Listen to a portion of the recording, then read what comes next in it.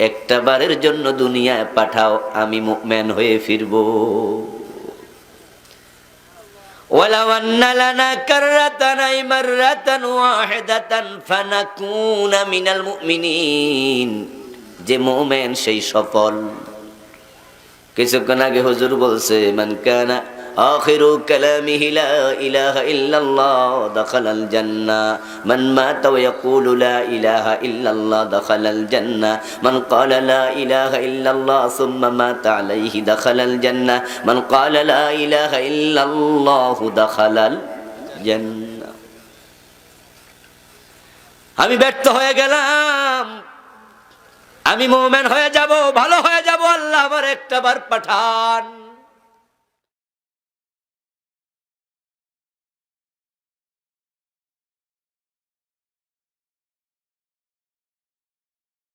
কিছু মানুষ আল্লাহর সামনে হাজির হয়ে যখন দেখবে তারা ব্যর্থ,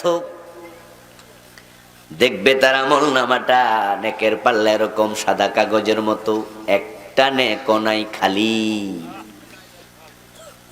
সে বলবে, আল্লাহ আমার নামাজের সওয়াব কই? আমি তো নামাজ পড়েছি, আমি তো রোজা কাজা করি নাই, আমি তো 2 বার হজ করেছি, 5 বার উমরা করেছি, রমজান মাস আসলে পাই পাই হিসাব করে যাকাত দিয়েছি। ও আমার রব, আমি কেন ব্যর্থ হলাম? সওয়াব কই? আল্লাহ তাআলা বলবেন, বান্দা তুই কি সূরা কাহাফের 103 নম্বর আয়াত পড়স নাই? সেখানে তো আমি বলেছি কিছু মানুষ আমলের দিক থেকে ক্ষতিগ্রস্ত, তারা নেক আমল করার পরও ব্যর্থ। ও আমার বান্দা, ওই ব্যর্থদের তালিকাতে তোর নামটাও তো ঢুকে গেছে, তাই তো তোর কোন নেক আমল আমি আল্লাহ কবুল করি নাই। আওয়াজ করে একটু বলুন তো, কাদিয়ানি হাসরের ময়দানে সফল না ব্যর্থ হবে? কিন্তু তাদের নামাজ তো আছে, রোজা তো আছে, মসজিদও আছে, মাদ্রাসাও আছে, দাড়িও আছে, টুপিও আছে, হজও আছে, যাকাতও আছে, কিন্তু তাদের নাম ব্যর্থদের তালিকায় ঢুকে গেছে। যেই মুরিদ জুমার দিন আল্লাহকে মসজিদে সেজদা দেয়, সেই মুরিদ দরবারে যাইয়া পীরের পায়েও সেজদা দেয়, এই মুরিদটা সফল না ব্যর্থ? কিন্তু জুমার নামাজ তো পড়ছে, সেও তো মসজিদে মাসে 300, 500, 200 টাকা চাঁদা দেয়। ওই মুরিদও তো রমজান মাসে রোজা রাখে,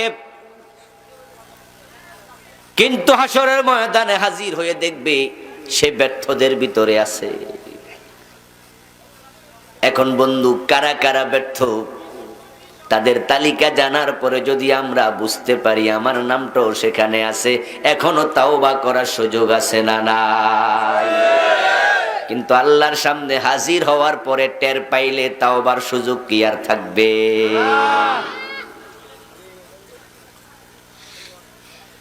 পরীক্ষার হলে রেজাল্ট দেয়া হয় না, শুধু লিখো, রেজাল্ট হবে পরে। আবার যেদিন রেজাল্ট প্রকাশ হবে ওই দিন লেখার সুযোগ দেয়া হয় না।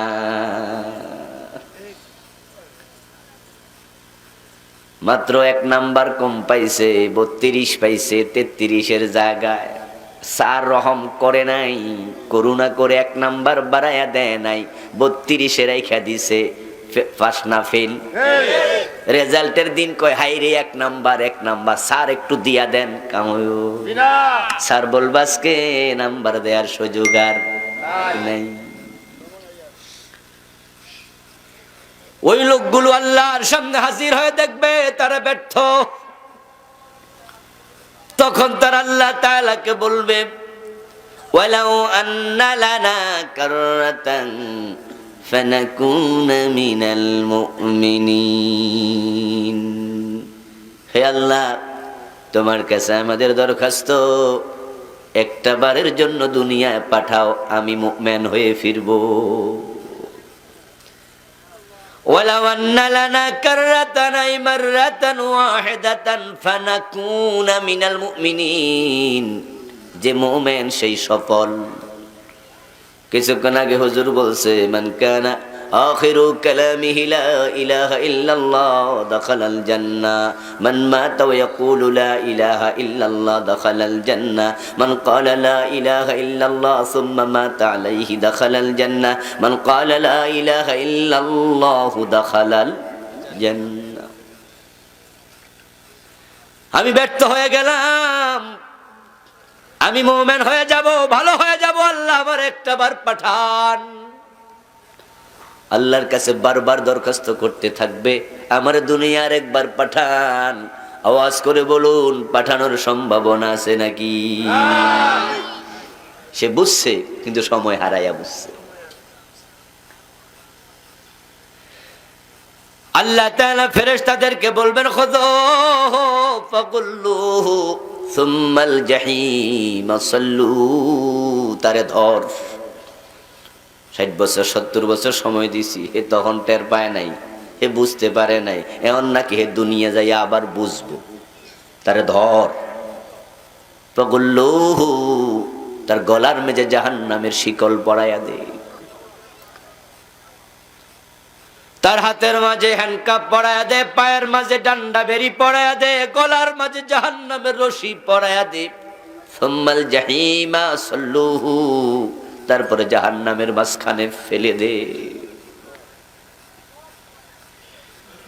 এই কথাটা শোনার পর আল্লাহর বান্দা চিৎকার দেয়া শুরু করবে, কাঁদতে শুরু করবে, আল্লাহ আমার একটাবার পাঠাও, আমি ওয়াদা দিলাম, ফাইন উদনা ফাইন্না যালিমুন, আমি যদি আবার ওয়াদা লঙ্ঘন করি, আমি জালেম, যা মনে চায় তাই করো, ও আল্লাহ আমার একটাবার দুনিয়া পাঠাও। ফেরেশতারা ধরবে, কপালের চুলের মাঝে থাপ্পড় দিয়া ধরবে, পায়ের তলার মাঝে ধরে মেরুদণ্ড মাজার হাড্ডিটা ভেঙ্গে ফুটবলের মতো গোল করে জাহান্নামের মাঝখানে ফেলে দেবে। আহলুন নার ইয়াবকুনা ফিন্নার, রাসূলুল্লাহ সাল্লাল্লাহু আলাইহি ওয়াসাল্লাম বলেন, ওই জাহান্নামীরা জাহান্নামে গিয়েও কাঁদতে থাকবে।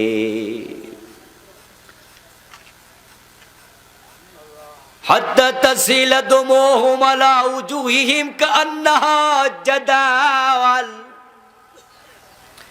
এত বেশি কান্না করবে জাহান্নামে যাওয়ার পরে, তাদের চোখের পানি তাদের গাল বেয়ে বেয়ে পড়তে থাকবে। বিশ্বনবী বলেন, মনে হবে যেন চোখের পানির কারণে একটা নালার পানি যাচ্ছে। ফাতানকাতিউদ দুমু ফাতাসিলুদ দিমা, এক পর্যায়ে চোখের পানি শেষ হয়ে যাবে, রক্ত বের হতে থাকবে। ফাতাকাররাহাল উয়ুন, চোখ ক্ষত বিক্ষত হয়ে যাবে, কান্না বন্ধ হবে না। আল্লাহকে বারবার বলবে, আল্লাহ রব্বানা আখরিজনা মিনহা, আমাদেরকে জাহান্নাম থেকে বের করো, আমাদেরকে দুনিয়ায় পাঠাও, আমি ভালো হয়ে যাব। চিৎকার দিতে থাকবে। 40 বছর লাগাতার চিৎকার দেওয়ার পরে আল্লাহ এবার বলবেন, ফিহা ওয়ালা তুকাল্লিমুন, লাঞ্ছিত হয়ে জাহান্নামে পড়ে থাক, আমার সাথে কথা বলবি না, তোর সাথে কোনো কথা নাই। সে বুঝে, সে কেঁদেছে, কিন্তু সময় নষ্ট কইরা বুঝছে। নৌকা ডুবাইয়া বুঝা লাভ নাই, আগে বুঝো। খাল পার হচ্ছে, বাজার ভাঙছে, মানুষ দলে দলে নৌকা উঠতে চায়, মাঝি কয় এই থামো, আস্তে আস্তে ওঠো, 10 জন ওঠো, নৌকা কিন্তু ডুববে যাইব। উঠছে যাইয়া 15 জন, নৌকা ডুকুডু অবস্থা। এক মোটা ফেটওয়ালা যাইয়া কয় এই বেড়া আমারেও তোল। মাঝি কয় অসম্ভব, তোমার যে ফেট, আমার নৌকা তুমি ডুবাইবা। ফেটওয়ালা কয় বেড়া 15 জন উঠছে, ডুবে না, আমি বুঝি উঠলো ডুববো, থাম। লাফ দিয়ে উঠছে, উঠতে দেরি, ডুবতে। মাঝি কয় করলা কি? কইছিলাম না। কয় হ্যাঁ না বুঝছি। কয় বুঝলা, তবে আমরা ডুবাইয়া বুঝলা। কিছু মানুষ বুঝবে, ডুবাইয়া বুঝবে, ওই বুঝের কোনো লাভ। কিন্তু এখন বুঝলে লাভ আছে না নাই? আল কাইয়িসু মান দানা নাফসাহু ওয়া আমিলা লিমা বাদাল মাউত। পরে বুঝবো না আমরা, এখন বুঝতে চাই। বিশ্বনবী বললেন, তিরমিজির হাদিস, ওই ব্যক্তি দুনিয়ার সবচেয়ে চালাক যে আত্মসমালোচনা করে, নিজের দোষ নিজে খোঁজে, তাওবা করে আবার সংশোধিত হয়, সে হলো ভালো মানুষ, চালাক মানুষ, সচেতন মানুষ। এই জন্য আমরা ওদের কাতারে থাকবো না যারা ব্যর্থ হবে, আমরা সফলদের কাতারে আসতে চাই, ঠিক না? কদ আফলাহাল মুমিনুন, মুমিন সফল হবে। আমরা ভালো মুমিন হতে চাই, আমরা ব্যর্থ হতে চাই না। দুনিয়া কয়দিনের আজ আছে, কাল নেই, এক সেকেন্ডের নেই ভরসা। মরণ ঘাড়ের পরে, বিপুল সম্পদ করছো জড়ো ভোগ বিলাসের তরে। নিঃশ্বাসের কোনো বিশ্বাস নাই, এক সেকেন্ডেরও ভরসা নাই। ও যুবক, এটা মনে করো না অন্যার মতো তোমার দাড়িও পাকবে, তারপরে মরবা। পিছনে তাকায়া দেখো, তোমার সে কম বয়সে কত যুবক মরে গেছে। আজকের মাহফিল অসংখ্য যুবক এসেছে, যুবকরা উদ্যোগ নিয়েছে। যুব সমাজ বাঁশখোলা গ্রামবাসীর সাথে আছে, তারপরেও তাদের নাম আবার আলাদা আছে, বাঁশখোলা গ্রামবাসী। এই গ্রামবাসীর মাঝে সব মানুষ আছে। ও যুব সমাজ, এর মানে যুবকদেরকে আবার আলাদা করে গুরুত্ব দেয়া হয়েছে। আমি যুবকদেরকে বলতে চাই, যুবকেরা অন্ধের হাতের মোমবাতি হওয়া যাবে না। মাহফিলের আয়োজন করবা, অন্য লোকেরা এসে মাহফিল শুনে জীবন সংশোধন করে সফল হবে, আর তোমরা নিজেরা অন্ধের হাতের মোমবাতির মতো থাকবা। অন্ধ ব্যক্তি রাতের বেলায় যদি অন্ধকারে মোমবাতি জ্বালায়া হাতে ধরে, অন্য মানুষ পথ খুঁজে পাবে, অন্ধের কোনো লাভ নাই। কষ্ট করে মাহফিলের আয়োজন করেছো যুবকেরা, তোমরাও সংশোধিত হতে হবে। টাকনুর নিচে কাপড় পরবা, অলওয়েজ কবিরা গুনাহ হবে। ওই অবস্থায় মারা গেলে তুমি বিষ পানকারী যেমন বিষ খাইয়া মরে, কবিরা গুনাহ করে মরে। আমরা আফসোস করি, কামটা করলো কি? ইন্নামাল আমালু বিল খাওয়াতিম। শেষ ভালো যার সব ভালো তার, শেষ খারাপ যার সব খারাপ তার। হায়রে বিষ খায়া মরলো, কামডা করলো কি? কবিরা গুনাহ অবস্থায় মারা গেছে, চুরি করতে যায়া মারা গেছে, ডাকাতি করতে যায়া মারা গেছে, মদ পান করতে যায়া মারা গেছে, সিনেমা হলে রওনা দিয়া মারা গেছে। ঠিক তুমি টাকনুগিরার নিচে কাপড় লইয়া মারা গেছো, রেজাল্ট কিন্তু সমান।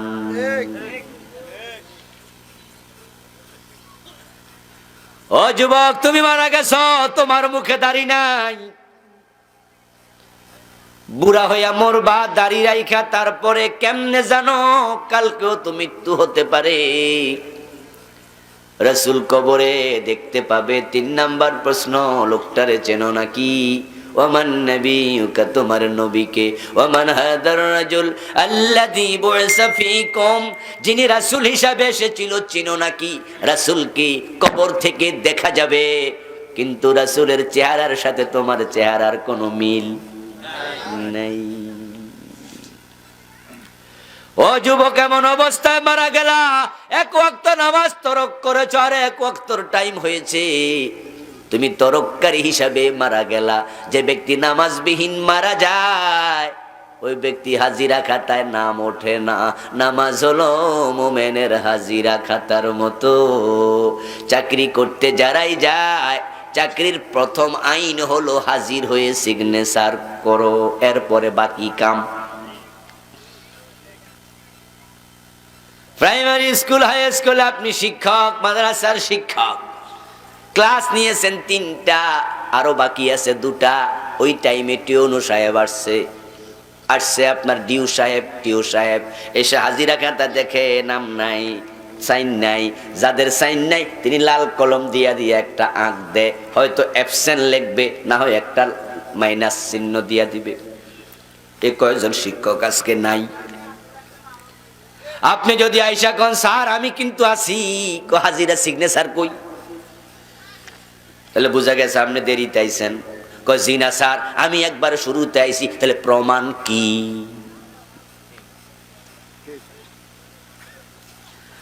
ঠিক আপনি নামাজ নাই মানে হলো আপনি অ্যাবসেন্ট। নামাজ হলো মুমিনের হাজিরা। 5 ওয়াক্ত নামাজ একসাথে পড়লে হয় না, দিনের আলাদা আলাদা টাইম আছে। ইন্নাস সালাতা কানাত আলাল মুমিনিনা কিতাবাম মাওকুতা। নামাজ যেমন ফরজ, ওয়াক্ত মতো পড়াও ফরজ। আপনি ফজরের টাইমে 5 ওয়াক্ত একসাথে পড়া লাইবেন, এর সুযোগ আছে নাকি? না। ওই হাজিরা তো সময় মতো হাজিরা হবে। ফজরে তুমি আল্লাহর কাছে হাজির হইয়া সেজদা দিয়া হাজিরা দিছো না কপাল মাটিতে লাগাইয়া। এখন আধুনিক সিস্টেমে হাজিরা হচ্ছে। আল্লাহ এমন এক সিস্টেমে হাজিরা নিছে যেটা আমরা জানতাম না এটা কেমনে হাজিরা। ইদানিং কালে আধুনিক অফিসগুলোতে আর কলমে সাইন করা লাগে না, সামনে মেশিন বসানো থাকে, আইডি কার্ড ঢুকাইলে টাইম টেবিল সইটা যায়। আবার এমনও আছে শুধুমাত্র আঙ্গুলের চাপ দেবেন, ঢুকতেও দেবেন বের হতেও দেবেন। আপনি আঙ্গুল এভাবে লাগাবেন টাইম টেবিল উঠে যাবে, এটাই হাজিরা। আপনার নাক আপনার কপাল সময় মতো যদি মাটিতে লাগে হাজিরা খাতা নাম উঠবে। সময় হারায়া নৌকা ডুবায়া বুঝিও না। তারা চিৎকার দেবে আল্লাহ আমারে পাঠাও, আল্লাহ বলবে সুযোগ আর নাই। ফুটবল ম্যাচ হয়, 2 দল খেলে, 90 মিনিট লম্বা খেলা। এক দল গোল দিয়ে দিছে 7টা, আরেক দল একটাও দিতে পারে নাই। সময় যখন শেষ রেফারি মুখের মাঝে বাঁশি নিয়ে ফোঁ করে আওয়াজ দেবে, তারপরে এইভাবে 2 হাত ইশারা দিয়া বুঝায় খেলা শেষ। এখন যারা একটাও গোল দিতে পারে নাই তারা 11 জন প্লেয়ার দৌড় মারছে, রেফারির হাতে চাইপা পায়ে চাইপা গলায় জড়াইয়া দৌড়া কয় স্যার আর 10টা মিনিট দেন, কেমনে গোল শোধ করি দেখবেন। রেফারি কয় মিয়া 90 মিনিটে পারো না, এখন 10 মিনিট। রেফারি বলবে সরো, ঠিক কিনা ঠিক কিনা, হাত স্যার স্যার স্যার তাহলে 5 মিনিট দেন। আরে স্যার 1 মিনিট দেবে? বলে নাই সময় শেষ, এখন তুমি পাইরাও লাভ নাই, অনেক পারবা, আগে কি করছো? ঠিক এজ লাইক এজ হাসরের দিন বলবা আল্লাহ আমার দুনিয়া পাঠাও, আল্লাহ বলবে আগে কি করছো? আমি কি নবী পাঠাই নাই? আমি কি কিতাব পাঠাই নাই? আমি কি আলেম ওলামা পাঠাই নাই? আমি কি তোমাকে চেহারা দেই নাই, মগজ দেই নাই, ঠোঁট দেই নাই?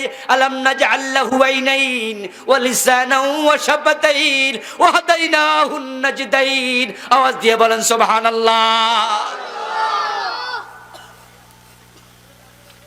আল্লাহ বলবে আলাম নাজআল লাহু আইনাইন, দেখার জন্য চোখ দিছি। কোরআনের পৃষ্ঠা খুলে খুলে কেন দেখলা না? কারা কারা ব্যর্থ হবে, কারা সফল কারা ব্যর্থ, তাদের বিস্তারিত বর্ণনা কোরআনে আছে না নাই? আল্লাহ বলবে আরে আমি কি তোরে চোখ দেই নাই? ওয়ালিসানা, পড়ার জন্য জবান দরকার, আমি কি জবান দেই নাই? ঠোঁট দরকার ছিল উচ্চারণের জন্য, আমি কি দেই নাই? কি জবাব দেবেন? আল্লাহ দিছেন তো, দিলে কামে লাগাস নাই কেন?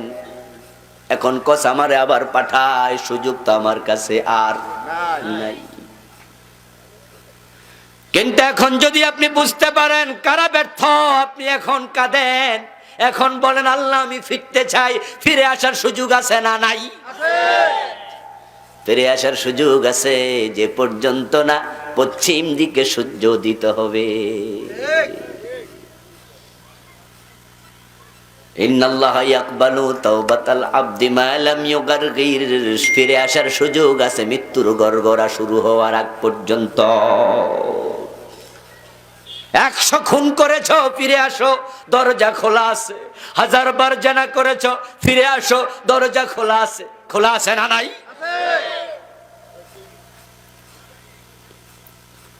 কিন্তু তুমি সময় হারায়া ফিরে আসার চেষ্টা করো না। মৃত্যুর গড়গড়া শুরু হয়ে গেল, ছেলে দৌড় মারছে মসজিদের দিকে, হুজুরে ডাইকা আনো, আব্বারে তওবা পড়াইতে হইব। এখন তওবা করব কেমনে? তওবা করার সুযোগ তো এখন আর নাই। এই জন্য তওবাটা সুস্থ অবস্থায় করো, এখন টাইম আছে। তুমি যত গুনাহ করো, ওয়ালাউ কানা যুনুবুহু মিসলা রাসিল জিবাল, তার গুনাহ, তোমাদের গুনাহ যদি পাহাড়ের চূড়া পরিমাণ উঁচু হয়, তুমি তওবা করো, আল্লাহর ক্ষমা আকাশ পরিমাণ উঁচু। ওয়ালাউ কানা যুনুবুহুম মিসলা জুবাদিল বাহর, তোমার গুনাহ যদি সমুদ্রের ফেনা পরিমাণ হয়, আল্লাহর ক্ষমা সমুদ্রের পানি পরিমাণ গভীর। বুঝতে হবে, এখনই কাজ হয়ে যাবে। একবার বোঝো, একবার তাওবা করো। মনে মনে গেলনে পানি চোখ দিয়া ছাইরা কোনো লাভ হবে না সেদিন। কিন্তু এখন যদি এক ফোঁটা ফেলো, দাম আছে না নাই? রাসূল সাল্লাল্লাহু আলাইহি ওয়াসাল্লাম বলেন, মা মিন আবদিন মুমিন ইয়াখরুজু মিন আইনাইহি দুমু ওয়ালাউ কানা মিসলু রাসিজ যুবাবি মিন খাশিয়াতিল্লাহ হাত্তা ইউসিবা হাররা ওয়াজহিহি ইল্লা হারামাল্লাহু আলাইহিন নার। বিশ্বনবী বলেন, মুমিন যদি আল্লাহর ভয়ে চোখ থেকে এক ফোঁটা পানি ফেলে, এক ফোঁটা, ওই পানি যদি মাছির মাথা পরিমাণ ছোট হয়, একবারে সামান্য এক ফোঁটা হয়, তার গালে আসার সাথে সাথে আল্লাহ জাহান্নাম হারাম বানায়া দেয়।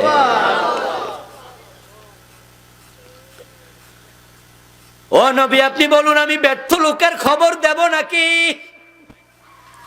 রাসূলুল্লাহর সোনালী যুগে ওই সাহাবায়ে কেরামের ভিতরে যদি কিছু মানুষ ব্যর্থ থাকে, আজকের যুগে ওই ব্যর্থ মানুষের সংখ্যা কমেছে না বেড়েছে? ব্যর্থ লোক এখানে 2-4 জন থাকার সম্ভাবনা আছে না নাই? ওই ব্যর্থদের তালিকায় আপনার নামও থাকতে পারে। যে মানুষগুলো হাসরের ময়দানে ব্যর্থ হবে, ওই মানুষ হলো 5 দলে বিভক্ত। ওই 5 দলে যাদের নাম আছে, তারা আজকে তাওবা করে বাড়ি যেতে হবে।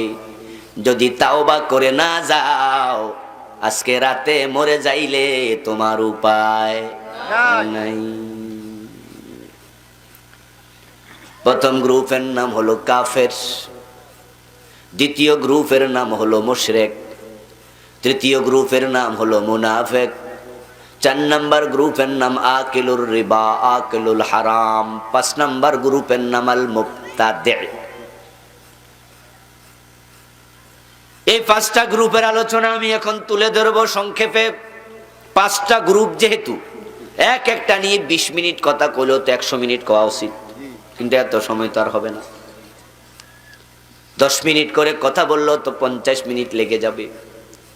সংক্ষেপে বলবো, আর আপনি খুঁজবেন ওই তালিকায় আপনার নাম আছে নাকি। যদি দেখেন যে নামটা আছে, তাহলে আপনি এখনই তাওবা করুন। তাওবা করার জন্য পীরের বাড়ি যাওয়া লাগে না, পীর সাহেবের কাছে হাজির হওয়া লাগে না, লম্বা রুমাল ছেড়ে দেয়া লাগে না। তাওবা আপনি একাই করতে পারবেন, কোনো আলেমের কাছে যাওয়া দরকার নাই। তাওবা শব্দের অর্থ হলো ফিরে আসা। আত-তাওবা আন-নাদামা। ইবনে মাসউদ রাদিয়াল্লাহু তাআলা আনহু বলেন, তাওবা মানে লজ্জিত হওয়া। আত-তাওবাতু হিয়া রুজু। তাওবা মানে হলো পাপটা ছেড়ে দেওয়ার সিদ্ধান্ত নিয়ে আল্লাহকে বলা, আল্লাহ আমি এই পাপ আর করব না, ক্ষমা চাই। এটার নামই হলো তাওবা।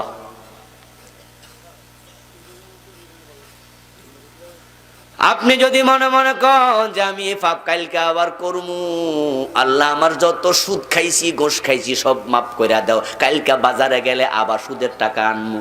দোকানদারের কাছে যাইয়া, গতকাল আইতে পারি নাই, বসার হুজুর আজাদ হুজুরের মাহফিলে গেছি, তাই ওই দিনেরটা মিস হয়েছে, 2 দিনের মিলাইয়া দাও। আল্লাহরে কইছেন, আল্লাহ আমি তওবা করলাম, আর সুদ খাবো না, কালকে বাজারে যাই আবার সুদের টাকা তুলবা, এটার নাম তওবা হতে পারে না।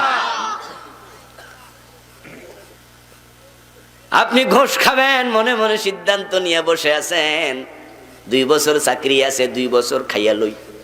তারপরে কাবা শরীফের গিলাপ জড়াইয়া ধইরা আল্লাহরে কমু, আল্লাহ আর গোশ খাইতাম না।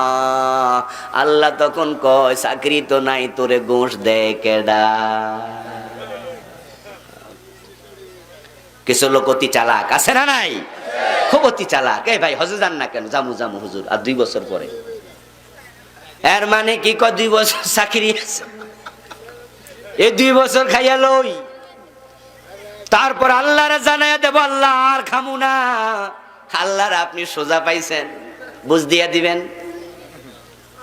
আপনি বলতেছেন আল্লাহ আমি আর গোশ খাবো না, আল্লাহ তো জানে হেরে আর কেউ গোশ দেয় না, তাই হে খাইবো না। তাওবা তো হিয়ার রুজু, তাওবা মানে হলো ফিরে আসা। তো আপনি তো এখন গোশ খাইতে পারেন না, ফিরে আসবেন কেমনে? ফিরে আসতে তো তখন হয় যখন ফেরার সুযোগ থাকে।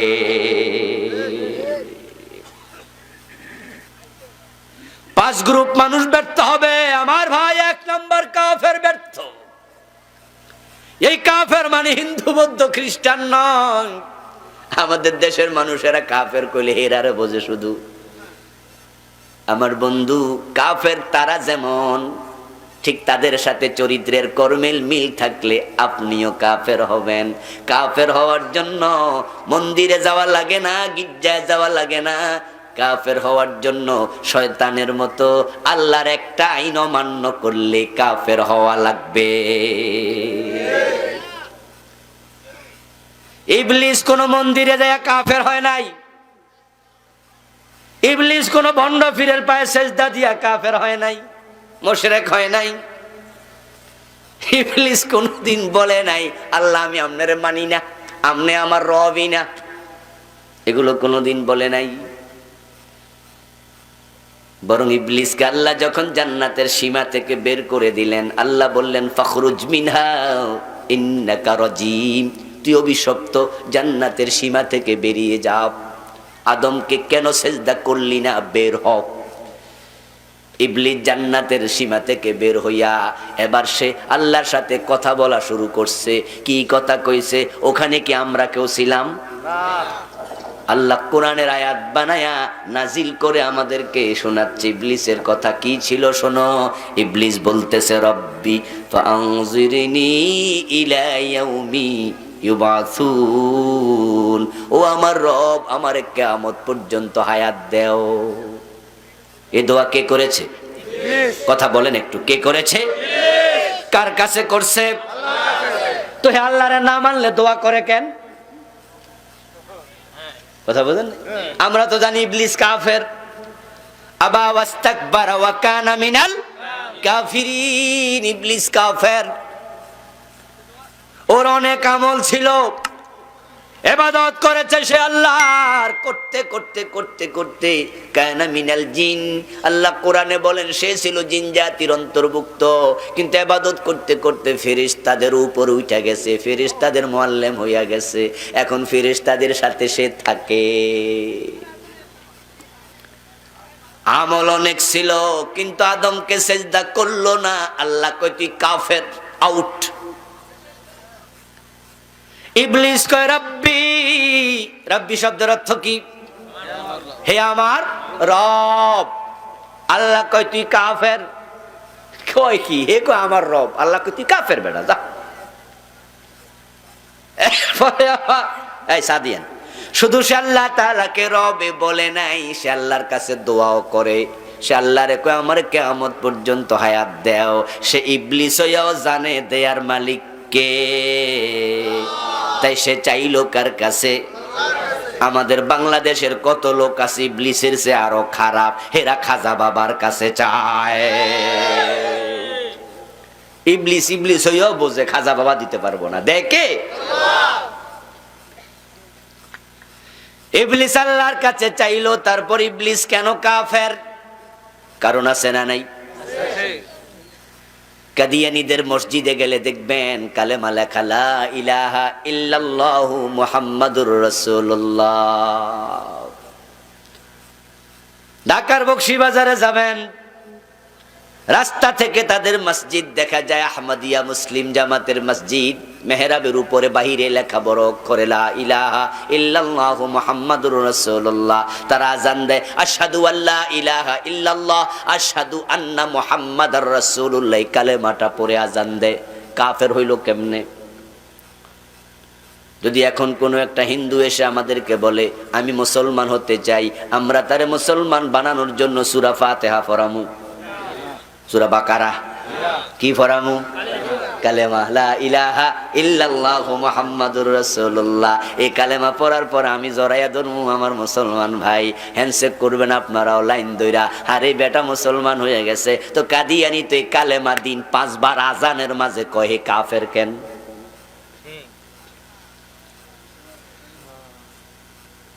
কাফের হওয়ার জন্য আল্লাহর অস্বীকার করা লাগে না, কালেমা মানি না এটা বলা লাগে না, আল্লাহ তোমার মানি না এটা বলা লাগে না। আমার বন্ধু কাফের কেন হলো ইবলিস? এবার শুনুন। কারণ সে আল্লাহকে আল্লাহ বলে ডাকে, আল্লাহর কাছে দোয়া করে, কিন্তু আল্লাহর আইন মানতে রাজি না। আল্লাহ কয় আদম রে সেজদা করে, হে কয় না, আনা খায়রুম মিনহু, আমি হইলাম সেরা। খালাকতানি মিন নার ওয়া খালাকতাহু মিন তিন। আল্লাহ রে এবার বুঝায়, আল্লাহ আপনি আমারে কেমনে কোন আমি আদম রে সেজদা করতাম? আমি হইলাম আগুন, আপনি আমার আগুন দিয়ে বানাইছেন। আগুনের ধর্ম হলো লাগাই দিলে উপরের দিকে ওঠে, আর মাটি দিয়ে আদম রে বানাইছেন, মাটির ধর্ম হলো ছেড়ে দিলে নিচের দিকে যায়। হে যুক্তি মুক্তি দিয়ে আল্লাহ রে বুঝায়, আমি কেমনে নিচে নামি, হে না আমারে দিব। আনা খায়রুম মিনহু, আমি সেরা। আল্লাহর একটা অর্ডার লঙ্ঘন করছে, সাথে সাথে পুরা জীবনের যত আমল সব শেষ, ঈমানটাও শেষ। আল্লাহর একটা আদেশ না মানলে উপায় নাই। এই কোরআনের মাঝে যত অর্ডার আছে, যত নিষেধ আছে, আদেশ নিষেধ, যদি আপনি সব মানতে রাজি হন, একটা মানতে নারাজ থাকেন, আপনি ওই ইবলিসের মতো কাফের হওয়া লাগবে, আপনিও ব্যর্থ। ঈমান হলো অঙ্কের মতো অঙ্ক, 10 লাইনের অঙ্ক, 9 লাইন ঠিক আছে, 1 লাইন ভুল আছে, 10-এর মাঝে কত? কথা কন না ভাইয়া। একজন ছাত্র 10 লাইনে 10টা ভুল করছে, সে 10-এ কত পাইব? আর একজন ছাত্র 9টা ঠিক আছে, 1 লাইন ভুল হইছে, হে কত পাইব? ছাত্র যদি কই স্যার এটা বেইনসাফি হইল, আমার তো 9 লাইন ঠিক আছে, 1 লাইন ভুল করছি, আপনি আমারে 0 দিলেন, হেতে 10টা ভুল করছে, হেরও 0 দিলেন। স্যার বলবে বাজান এটা অঙ্কের নিয়ম, এখানে বুদ্ধি চলবে না। যুক্তি বুদ্ধি দিয়া নাম্বার আমারতে নিবা, আমি ওই স্যার না, ও বাংলা স্যারের কাছে যাও। ইংরেজি স্যারের কাছে গিয়ে বলো স্যার গরুর রচনা লেখছি 10 লাইন, 2-3টা বানান ভুল হইছে, আমারে 0 দিলেন কেন? স্যার বলবে কথা ঠিক রে, তুই 4-5 10 দিলাম। বাংলা স্যার দেয়, ইংরেজি স্যার দেয়, অঙ্কওয়ালা। কাদিয়ানি পুরা কোরআন মানে, পুরা কোরআন মানে নামাজ রোজা হজ যাকাত সব মানে, ইল্লা আরবাতা হারুফ 4 অক্ষর ব্যতীত। খা আলিফ তা মিম খাতামান নবিয়্যিন। কাদিয়ানি বিশ্বনবীকে বড় নবী মানে, বড় রাসূল মানে, বিশ্বনবীর কালেমাও পড়ে, নামাজও পড়ে, রোজাও রাখে, এভরিথিং আমাদের মতো, শুধুমাত্র বিশ্বনবীকে শেষ নবী মানল না। কয় অক্ষর অস্বীকার করেছে? কথা বলেন, আমি বলেছি কয়টা? খা আলিফ তা মিম খাতামান নবিয়্যিন, শেষ নবীটা মানিনি। এই কোরআনে মনে কিতাবের নাম 4 অক্ষর নয়, বিসমিল্লাহর বা থেকে মিনাল জিন্নাতি ওয়ান নাসের সিন পর্যন্ত যদি কেউ 3 অক্ষর না মানে সেও কাফের, 2 অক্ষর না মানে, কেউ 1 অক্ষর না মানে সেও কাফের। অঙ্কের মতো যদি 1 লাইনও ভুল করো নাম্বার কিন্তু 0। এখানে কোনো ডিসকাউন্ট আল্লাহ দেয় না। তাই কাফেররা ব্যর্থ হবে, কারণ তারা কুফরি করে ধ্বংস হয়ে গেছে।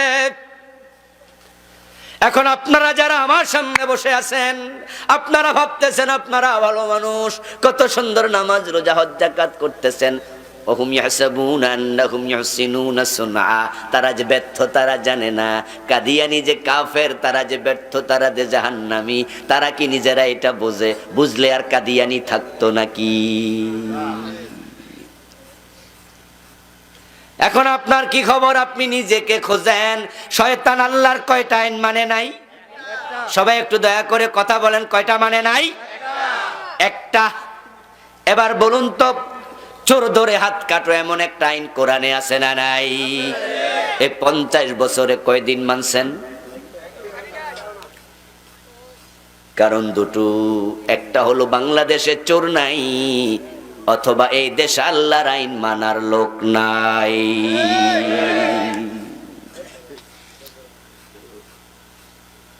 কথা বোঝেন?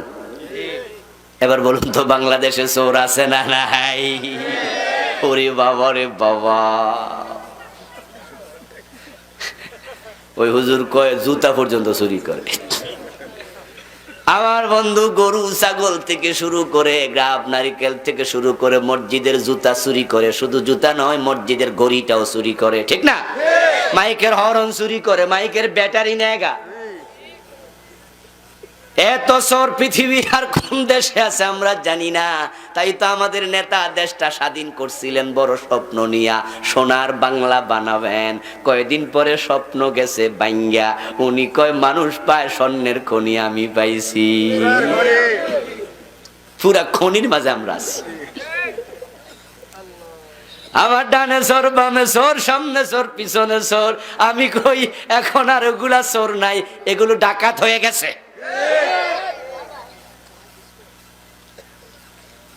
তো আল্লাহ তাআলা বলেন, আস-সারিকু ওয়াস-সারিকাতু ফাকতাউ আইদিয়াহুমা, চোর পুরুষ হোক আর নারী হোক ধরে হাত কেটে দাও। বিশ্বনবী বলেন, আমার মেয়ে ফাতেমা যদি চুরি করে, আমি ফাতেমার হাতটাও কাটবই। ও মুসলমান, আপনারা 90% আপনারা ইমানদার দাবি করেন, চোরের হাত কাটলেন না, এই আইন আপনি মানলেন না। এবার বলুন আওয়াজ করে, জেনা করলে 100 বেত লাগাও, বিবাহিত হলে পাথর মারো, এমন আইন ইসলামে আছে না নাই? এই 50 বছরে কয়বার মানছেন? বরং আপনারা উল্টা আইন বানাইছেন, চোর ধরে জেলে দাও, জেনা করলে জেলে দাও, আর ছেলে মেয়ে রাজি হইলে মিষ্টি খাওয়াও। দুইজনে যদি রাজি হইয়া কাম করে, কোনো অসুবিধা নাই। আস্তাগফিরুল্লাহ। জেনা ব্যভিচার কোথায় গেছে, কোথায় গেছে? এখন স্বামীর হাতেও তার নিজের বউটা নিরাপদ না। ওই এমসি কলেজের কথা মনে আছে না নাই? 8টা দর্শু হায়না স্বামীর হাত থেকে স্ত্রীকে কেড়ে নিয়ে ধর্ষণ করেছে। ওই নোয়াখালীর সুবর্ণচরের কথা মনে আছে না নাই? ঘরে ঢুকে শুধুমাত্র ইজ্জত নষ্ট করে নাই, মোবাইলে ছবি তুলে ফেসবুকেও আপলোড করেছে। কয়দিন আগে পত্রিকায় দেখেছেন, খবরে দেখেছেন, আনুষ্কা ধর্ষিতা হয়েছে। অতিরিক্ত রক্তক্ষরণে আনুষ্কা মরে গেছে। এখন ছেলেটা মেয়ের বাড়িতে গেছে না মেয়েটা ছেলের বাড়ি আইছে? কথা কয় না। আনুষ্কার বাড়িতে দিহান গেছে না দিহানের বাড়িতে আনুষ্কা আইছে? আগে আমরা শুনতাম কুত্তা লাকি লেজ লড়ায়, এখন দেখি লেজে কুত্তা লড়ায়। ছেলেরা মেয়ের পিছু নিত, এখন মেয়েরা ছেলের পিছু নেয়। আনুষ্কার যদি অতিরিক্ত রক্তক্ষরণ হয়ে মারা না যেত আনুষ্কা, তাহলে সে যে দিহানের বাড়ি যাইয়া জেনা কইরা আইছে, তার মাও জানতো না, তার বাবাও জানতো না, আমরাও জানতাম না। এই জাতীয় হাজার হাজার দিহান, হাজার হাজার আনুষ্কা এই দেশে আছে না নাই? আর ওই দিহান এই আনুষ্কা তো আপনারা বানাইতেছেন, আপনারা সাংবাদিকেরা বানাচ্ছেন, আপনারা কলামিস্টেরা বানাচ্ছেন। ওই যে 14 ফেব্রুয়ারি আসতেছে, আপনারা বিশ্ব ভালোবাসা নাম দিয়া এই দেশের যুবক যুবতীদেরকে বেহায়া বানানো দিচ্ছেন।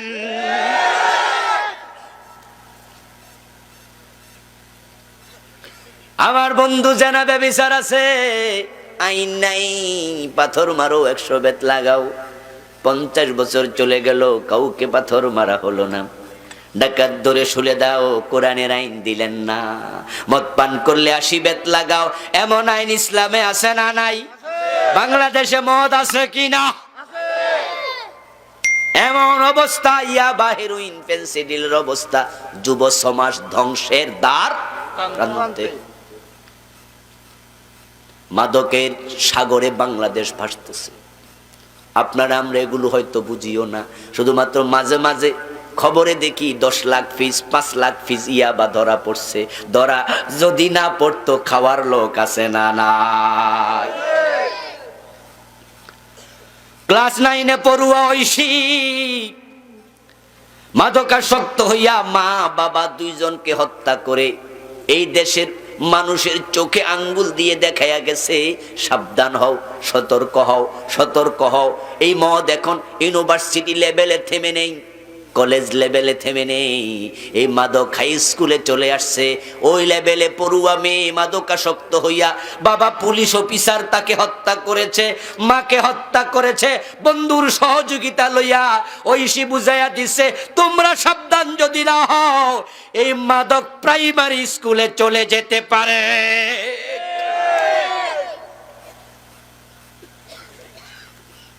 মাদক আছে, 80 বেতের আইন নাই। অথচ হযরত ওমর রাদিয়াল্লাহু তাআলা নিজের ছেলেটাকেও রেহাই দেন নাই। মদ্যপানের অপরাধে প্রিয় পুত্রকে নিজ করে মেরেছ দররা, মরেছে পুত্র তোমারই চোখের পরে। সকালবেলা ঘুম থেকে উঠে ওযু করার পরে নামাজে দাঁড়ায়া আপনি কেরাত শুরু করেন আউযু বিল্লাহি মিনাশ শাইতানির রাজিম বলে। বাংলা অর্থ হলো, অভিশপ্ত শয়তান থেকে আমি আশ্রয় চাই আল্লাহ তোমার কাছে। শয়তান পাশে খাড়ায়া কয়, আমার অভিশপ্ত কেডা কইছে? কে কইলি? আমি একটা আইন না মাইনা অভিশপ্ত হইলে তুই ডজন ডজন ভঙ্গ করে কি?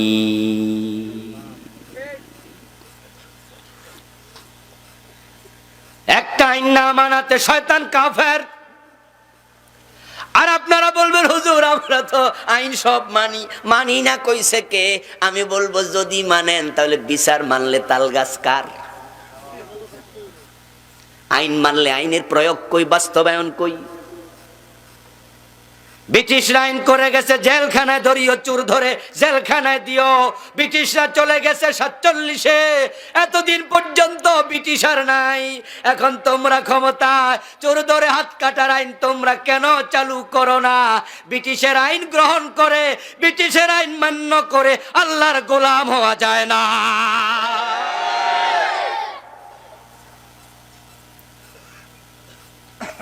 এখন আপনি ব্রিটিশের গোলাম, ব্যর্থ হইয়া মরবেন।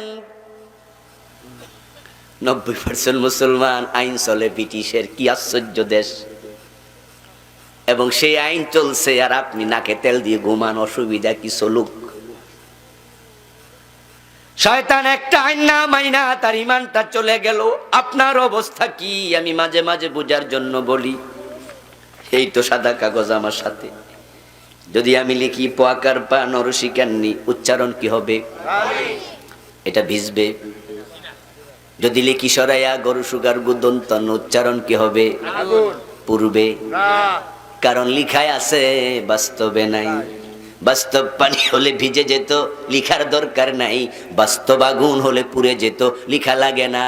বাস্তবতা আছে আমার বন্ধু অন্য জায়গায়, এখানে লিখা আছে আগুন আছে ঘরে, লিখা আছে কাগজে।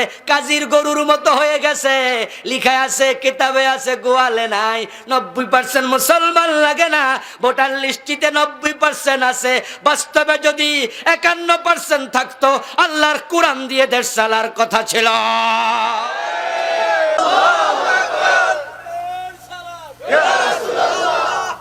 আমার বন্ধু, আল্লাহর আইন না মানলে ঈমান থাকে না। কাদিয়ানী মানে না 4 অক্ষর, তারা বেঈমান। কিন্তু তারা বোঝে না বেঈমান অবস্থায় নামাজ পড়তেছে, মসজিদ বানাচ্ছে, রোজা রাখে, হাসরের ময়দানে গিয়ে দেখবে কিছু নাই। এর কারণ কি? কারণ হলো ঈমান হলো একের মতো, নেক আমলগুলো হলো ডান পাশে শূন্যের মতো। যদি 1 থাকে, শূন্য একটা বসাও 10 হবে, 2টা দিলে 100 হবে, 3টা দিলে 1000 হবে, 5টা দিলে 1 লাখ হবে। কিন্তু একটা যদি মুছে দাও, শূন্যের মূল্য 1 আনাও নাই।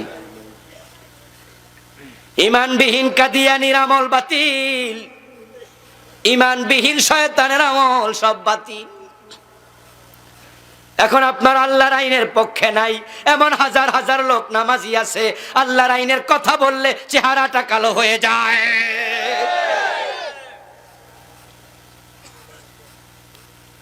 আমরা বলতে এসেছি,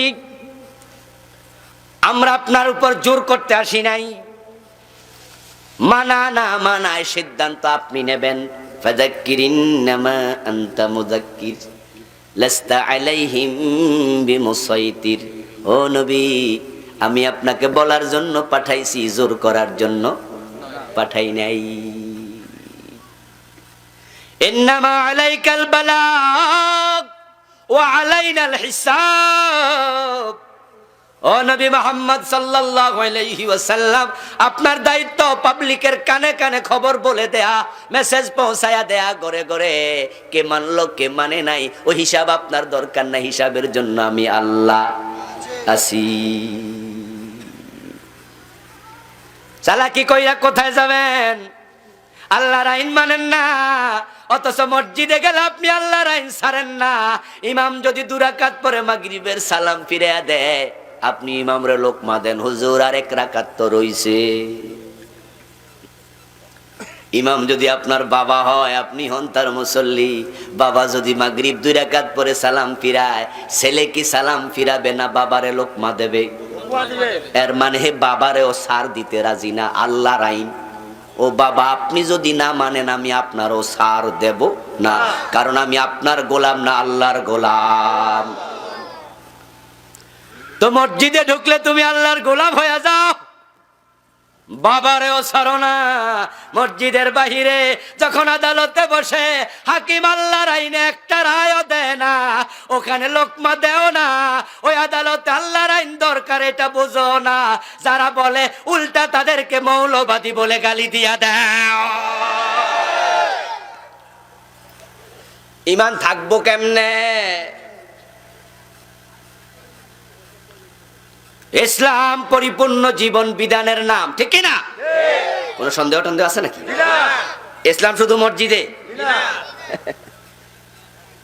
অর্ধ পৃথিবী করেছো শাসন ধুলার তখ্তে বসে, খেজুর পাতার প্রাসাদ তোমার বারে বারে গেছে খসে। ফারুক আজম ওমর রাদিয়াল্লাহু তাআলা আনহু অর্ধ দুনিয়া চালাইছেন যখন, মন মতন আল্লাহর কোরআন মতো। তুমি তো সেই মুসলমান, কুফরি করলে হবে না, ঈমান লইয়া মরা লাগবে। আমার এই ওয়াজের কারণে কালকে বাংলাদেশে আল্লাহর আইন কায়েম হয়ে যাবে, মোটেও তা নয়, এত সোজা না। তারপরও কেন বলি, এই দেশে আল্লাহর আইন কায়েম হলে হোক না হলে নাই, কিন্তু আমাকে ঈমান নিয়ে মরতে হবে। আমি বলবো আমি আল্লাহর আইনের পক্ষে আছি। কোথায়? প্রশ্নের উত্তর হবে আমি আছি যেখানে আল্লাহর আইন মানবো সেখানে। আমি বিদ্রোহী, আমি বিদ্রোহী, আমি বিদ্রোহী। আমি আল্লাহর আইন ছাড়া কারো আইন মানি না। আমাকে তুমি ধর্মান্ধ বলে গালি দাও, ওই গালি আমি বরণ করে নেব। আমি আমার 2 চোখ দিয়া ধর্মের বাহিরে কিছু দেখতে চাই না। আল-ইয়াওমা আকমালতু লাকুম দীনাকুম ওয়া আতমামতু আলাইকুম নি'মাতি ওয়া রাদিতু লাকুমুল ইসলামা দীনা। আমার বন্ধু কুফরি করবেন না, সংক্ষেপে শেষ করে দিলাম। কুফর দুই নাম্বার শিরিক করলে উপায় নাই। মাদার তেরেসার কথা বলছিলাম। মাদার তেরেসা হাজার হাজার অনাথ ইয়াতিমের জননী, বিয়েটাও করে নাই। সব ইয়াতিমগুলা তারে ডাকতো মা। আপনাদের কাছে একটু জানতে চাই, ইয়াতিম লালন পালন করলে সওয়াব আছে না নাই? ও বন্ধু, অনেক বড় সওয়াবের কাজ এটা। রাসূলুল্লাহ বলেন, যদি কেউ ইয়াতিমের মাথায় একটু হাত বুলাইয়া দেয় তাহলে তার কত সওয়াব শোনো। ওই হাতের নিচ দিয়া যতগুলো চুল যাবে, বিকুল্লি শারাতিন হাসানাত, একটা চুলের বিনিময়ে আল্লাহ অসংখ্য নেকি লিখে দিতে থাকে। বিকুল্লি শারাতুন, শারাতুন এক বছর, বিকুল্লি শারাতিন হাসানাত বহু বছর। চুল যাবে একটা, সওয়াব হবে অনেক, অগণিত। যদি ইয়াতিমের মাথায় হাত বুলালে এত সওয়াব হয়, ইয়াতিম লালন পালন করলে কত সওয়াব। রাসূলুল্লাহ বলেন, আনা ওয়া কাফিলুল ইয়াতীম কাহাতাইনি ফিল জান্নাহ, যে ইয়াতিমের লালন পালন করবে আমি এবং সে জান্নাতে পাশাপাশি থাকবো। একজন ইয়াতিম লালন পালন করলে জান্নাত। ইয়াতিম এক বছর, আইতাম তার বহু বছর। আনা ওয়া কাফিলুল ইয়াতীম, রাসূল আইতাম বলেন নাই। একজন ইয়াতিম লালন পালন করলে নবীর পাশের জান্নাত মিলে। তো মাদার তেরেসা হাজার হাজার ইয়াতিম পালছে, ফেরদাউস জান্নাতটা পাইছে, ঠিক না? মাদার তেরেসা জান্নাত পায় নাই, পাওয়ার সম্ভাবনাও নাই। ওয়া মান ইউশরিক বিল্লাহি ফাকাদ হারামাল্লাহু আলাইহিল জান্নাহ ওয়া মাওয়াহুন নার ওয়া মা লিয-যালিমিনা মিন আনসার। আওয়াজ দিয়ে বলেন নাউযুবিল্লাহ। আল্লাহ তাআলা বলছেন যে শিরক করে মারা যায় তার জন্য আল্লাহ নিজে জান্নাত হারাম করে দেন। এটা আওয়াজ করে বলুন তো আমার ভাইয়েরা, জান্নাত বানাইছে কে? আল্লাহ। আর একটু জোরে বলুন, জান্নাত দেবে কে? আল্লাহ। জান্নাতের মালিক কে? আল্লাহ। নাকি পীর সাহেব হুজুরেরা? এখন তো আমাদের দেশে অনেক লোক পীর সাহেব হুজুরের কাছ থেকে জান্নাতের টিকিট কিনে। পীর সাহেব হুজুররা কইয়া দেয় আমরা নিমু, কোন কোন পীর তো কয় জাহাজে কইরাও নিব, কইছে না? আল্লাহ মাফ করুক, এক একজন এক এক রকম কয়। কেউ কেউ কয় আমার কাছে মুরিদ হলে নামাজ রোজাও।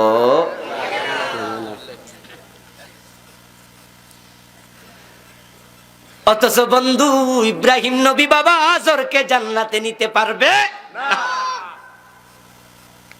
নবীর হাতে জান্নাত নাই, ফির তো আরো পরের কথা।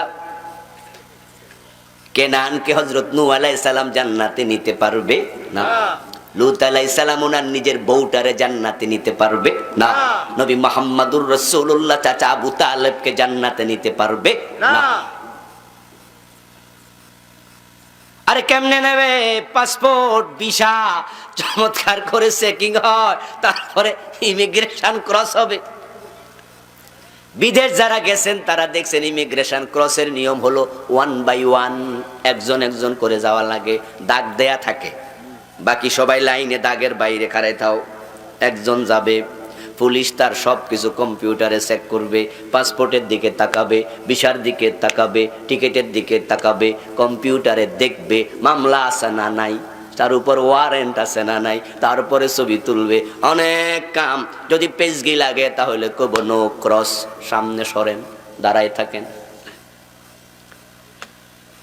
প্রধানমন্ত্রী শেখ হাসিনা বিদেশ যাবে, তারও পাসপোর্ট ভিসা দরকার আছে না নাই? ইমিগ্রেশনে গেলে এটা লাগবেই, সিল দেওয়ার পরে যাবেন। এখন উনার সাথে যদি উনার সন্তান সজীব ওয়াজেদ জয় থাকে, ওই জয়ের পাসপোর্ট ভিসা নাই, প্রধানমন্ত্রীর আছে, ও মায়ের পাসপোর্ট দিয়া ছেলে যাইতে পারবো নি? সুযোগ নাই। ও নাজরের তো পাসপোর্ট নাই, ইব্রাহিম আলাইহিস সালামের পাসপোর্ট আছে না নাই? আবু তালেবের তো পাসপোর্টটা নাই। শিরিক করার কারণে পাসপোর্টটা নষ্ট হয়ে গেছে। জান্নাতে যাওয়ার পাসপোর্টের নাম ঈমান। কুফর করার সাথে সাথে ঈমান শেষ হয়, শিরিক করার সাথে সাথে ঈমান শেষ হয়, নেফাকে ইতিকাদি মুনাফিক হওয়ার সাথে সাথে ঈমান শেষ হয়।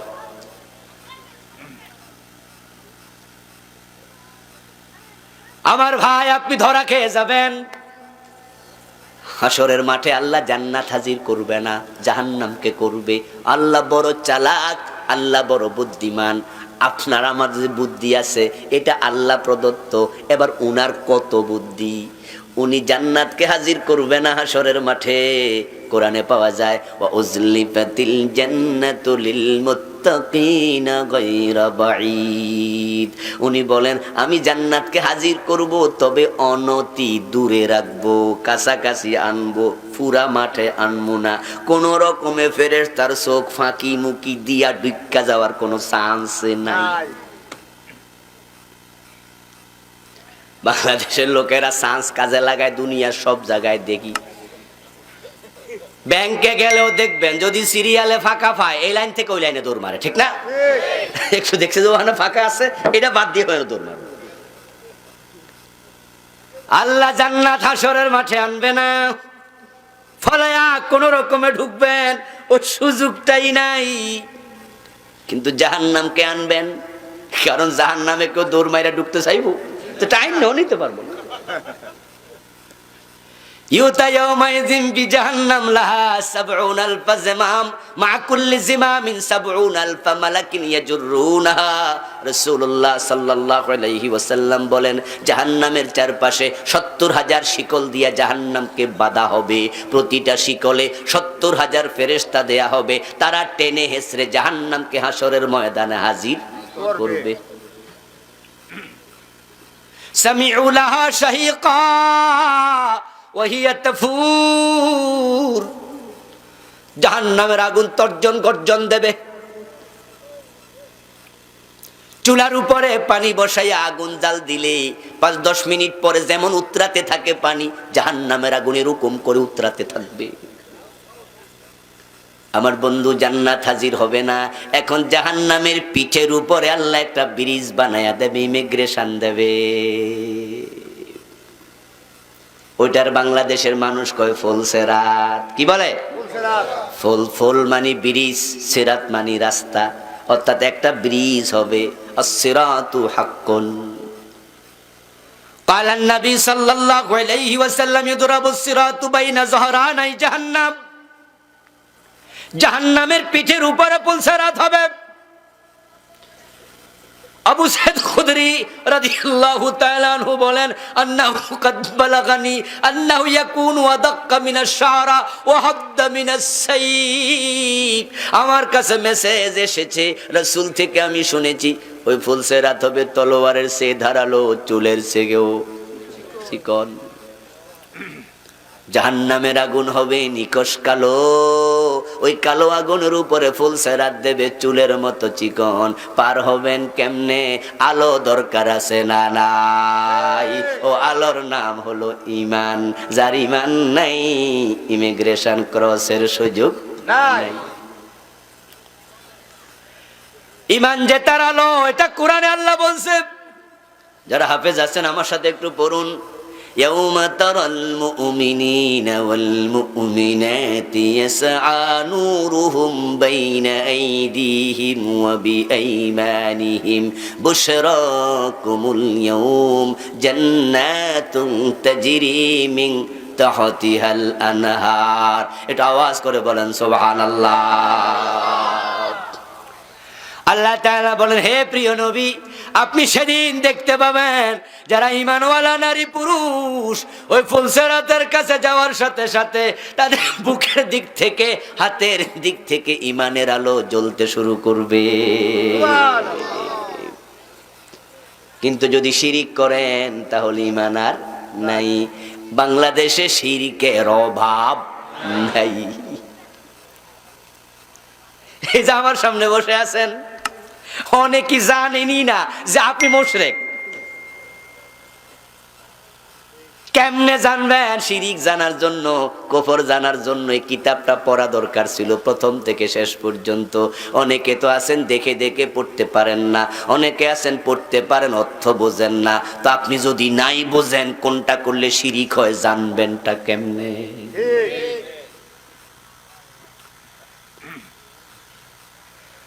আল্লাহর বক্তব্য, মা ইউমিনু আকসারুহুম বিল্লাহি ইল্লা ওয়া হুম মুশরিকুন। আল্লাহ বলেন এই মানুষগুলোর অধিকাংশ আল্লাহর উপর ঈমান আনবে আবার মুশরিক হবে।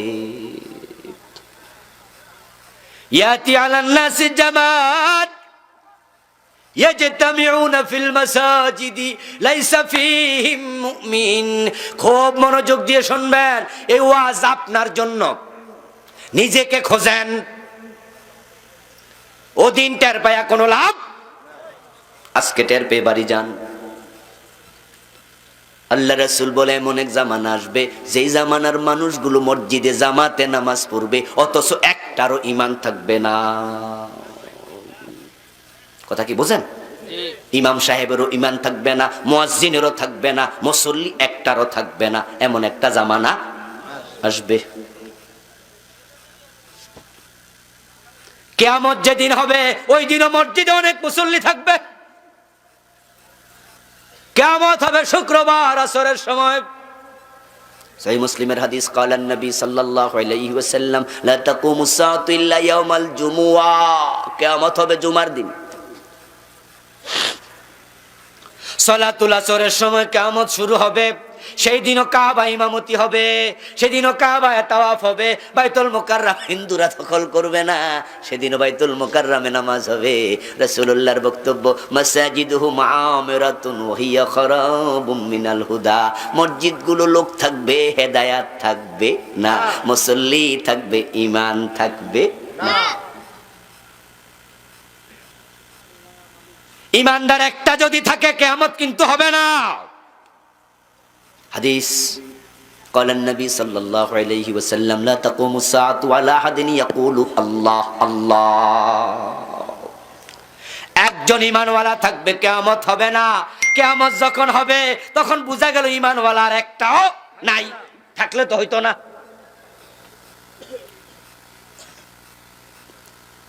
আমার বন্ধু, এবার আপনারা একটু ক্যালকুলেশন করেন দেখি, বুদ্ধিমান বিচক্ষণ লোকেরা, শিক্ষিত লোকেরাই তো এখানে। যখন 71-এর দেশ স্বাধীন হয় মানুষ ছিল 7.5 কোটি, ঠিক না? এখন মানুষ কয় কোটি? 17-18 কোটি। 71-এ মুসলমান ছিল 50 লাখ, বাদ দেন হিন্দু বৌদ্ধ খ্রিস্টান 7 কোটি মুসলমান। এখন 2021 সনে মুসলমান হয়ে গেছে 17 কোটির মাঝে 16 কোটি, 18 কোটির মাঝে 16.5 কোটি। অর্থাৎ মুসলমান আগের চেয়ে কমছে না বাড়ছে? আজ থেকে 30 বছর পরে এগুলো কমবে না আরো বাড়বে? তো এইভাবে বাড়লে কিয়ামতটা হইব কেমনে?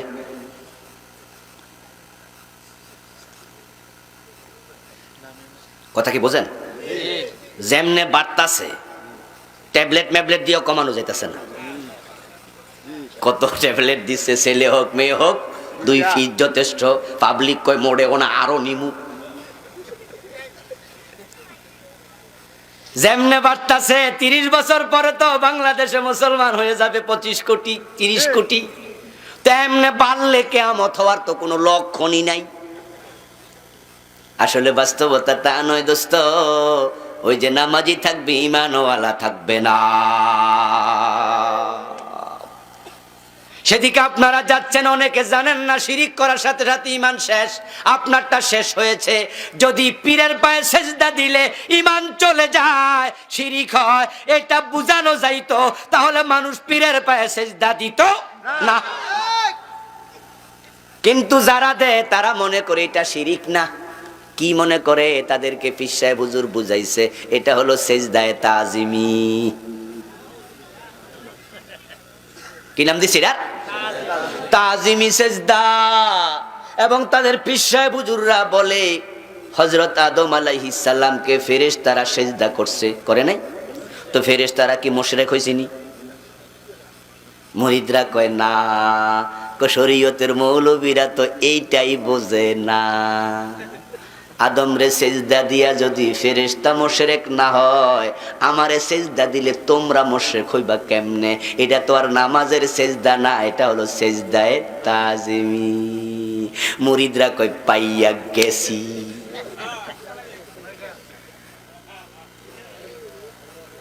ও দোস্ত, ভুল ব্যাখ্যা শিখাইয়া দিছে, ভুলের কারণে তখন তারা এবার সেজদা দেয়া শুরু করে দিয়েছে। আমি তাদেরকে বলতে চাই, ভাই থামো থামো থামো। যদি ফিরকে সেজদা দেয়া যেত, ফেরেশতারা আদম নবীরে সেজদা দিছে, এটা সাহাবারা কোরআনের মাধ্যমে আমাদের 1400 বছর আগে জানছে। ওই আয়াতকে দলিল দিয়া যদি কোনো মানুষ মানুষের সেজদা দিতে পারত, সাহাবারা বিশ্ব নবীকে বেশি বেশি সেজদা দিত।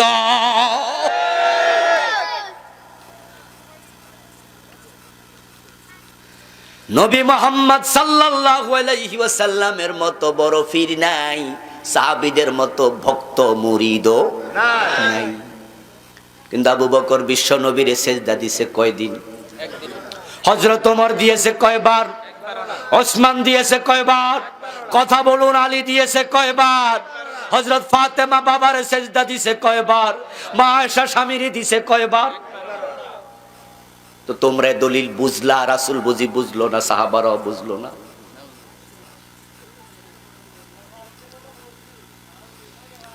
তারা ঈমান হারা হয়ে গেছে, তারা বুঝে না। আল্লাহর সামনে হাজির হওয়ার পরে যখন দেখবে উপায় নাই, তুই ব্যর্থ, তুই কেন পীরের পায়ে সেজদা দিছস, তখন সে বলবে, আল্লাহ আমার দুনিয়া পাঠাও, আর কিন্তু দিমু না। আল্লাহ কো আজকে সময় আর নাই। নির্বাচন যখন আসছে, তখন তুমি স্লোগান দিছ, জনগণ সকল ক্ষমতার উৎস। এমন স্লোগান বাংলাদেশে আছে না নাই? অথচ ক্ষমতার উৎস কে? আন্নাল কুওয়াতা লিল্লাহি জামিআ। জনগণ ক্ষমতা দেয় না, ক্ষমতার মালিক সে। কুলিল্লাহুম্মা মালিকাল মুলকি তুতিল মুলকা মান তাশা। হে নবী, আপনি বলে দিন, ও আল্লাহ রাজাদিরাজ, তুমি যাকে চাও ক্ষমতা দাও। ও তানজিউল মুলকা মিম্মান তাশা, যার কাছ থেকে চাও ক্ষমতা ছিনিয়ে নাও। তুমি চাইলে পথের কাঙ্গালকে প্রেসিডেন্ট বানায়া দাও, আবার চাইলে প্রধানমন্ত্রীকে জেলখানার কয়েদি বানায়া দাও। তুমি চাইলে ক্ষমতা দিয়া বড় চেয়ারে বসাও, আবার চাইলে ফেরাউনের মতে পানিতেও ডুবাও। তুমি চাইলে ইজ্জত দাও, তুইজ্জু মান তাশা ওয়া তুদিল্লু মান তাশা। ক্ষমতা পাইয়া খুশি, আল্লাহ আমরারে দিছে, হুজুরও ওয়াজ কইরা গেছে, আল্লাহ যারে চায় তারে দেয়। তো আমরারে আল্লাহ চাইছে দিছে, তোমরা বিরোধিতা করলে ঈমান থাকবো নি? কি সুন্দর ফতুয়া দেয়। আয়াত কিন্তু শেষ হয় নাই, আয়াতের শেষে এবার আছে, যারে চায় সম্মান দেয়, যারে চায় বেজ্জতি করে। তিনি ক্ষমতাও দিছে নমরুদের, আবার জুতার বাড়িও খাওয়াইছে।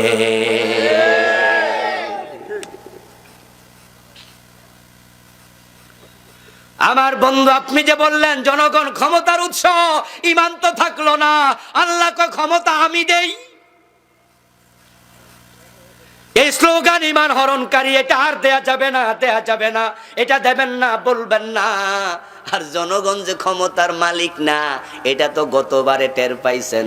জনগণ ঘুমাইছে, ক্ষমতা গেছে গা। বেশি তো আবার কোয়া যাইব না, মানা করছে, বেশি কইেন না।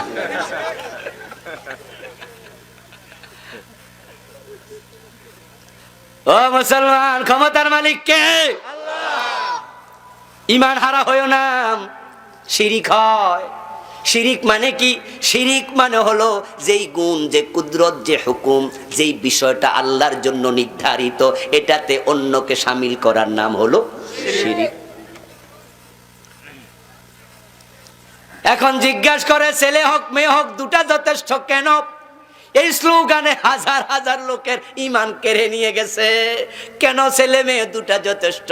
উত্তর হলো, বেশি হইলে খাওয়াইব কে? তো তোরে খাওয়ায় কে? বেশি হইলে খাওয়াবে কে? রাজ্জাক তুমি না আল্লাহ, শুধু তোমারে আল্লাহ খাওয়ায় না, পৃথিবীর সকল মাখলুককে খাওয়ায় কে? এখন তুমি বাবা, তুমি কো বেশি হইলে আমি করতে খাওয়ামু, তো তুমি কেন খাওয়াইবা? তুমি তো নিজে আরো খাও। খাওয়ায় তো তিনি, যিনি নিজে খায় না।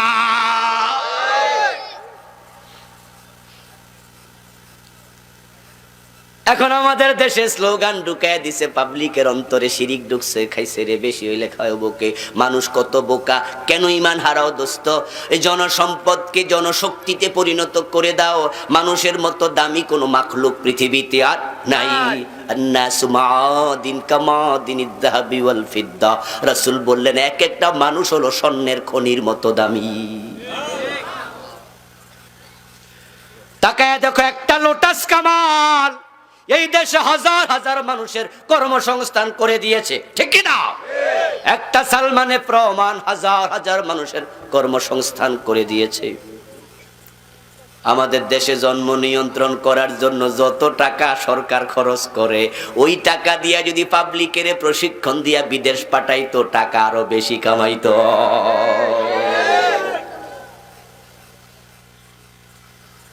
শ্রীলঙ্কার লোকেরা বিদেশ গেলে চাকরি পায় 50,000 1 লাখ টাকা, আর বাংলাদেশের গুলা পায় 13,500 15,000 টাকা। কারণ বাংলাদেশের গুলো বিদেশ যায়, কিচ্ছু বোঝে না, টাইমিং জানে না, টেকনিক্যাল কাজ জানে না, কিচ্ছু বোঝে না। তখন বিদেশি কোম্পানি কই তুই রাস্তা ঝাড়ু দে, যা। কথা বোঝেন? আপনারা যারা হজে গেছেন, ওমরায় গেছেন, ওখানে দেখবেন রাস্তার মাঝে একটা খাকি পোশাক আছে, ওই পায়জামা জামা একটাই, পুরা এক পিস জয়েন, একবারে জয়েন পোশাক। এটা হাতে লইয়া আপনার ঝাড়ু লইয়া খাড়াই রয়েছে। তা আমি আমাদের দেশে যে কম শিক্ষিত অর্ধশিক্ষিত একবারে আপনার বুড়া মানুষ এরকম আছে, পথঘাট ভুলা যাইব। আমি বইলা দিই, চাচারা যদি হারাইয়া যান টেনশন করিয়েন না। হুজুর আমরা তো ভাষা জানি না। আমি কই কিচ্ছু জানা লাগবো না, ওই লাল পোশাক ওয়ালা পাইলে বুঝবেন যে এটা বাঙালি।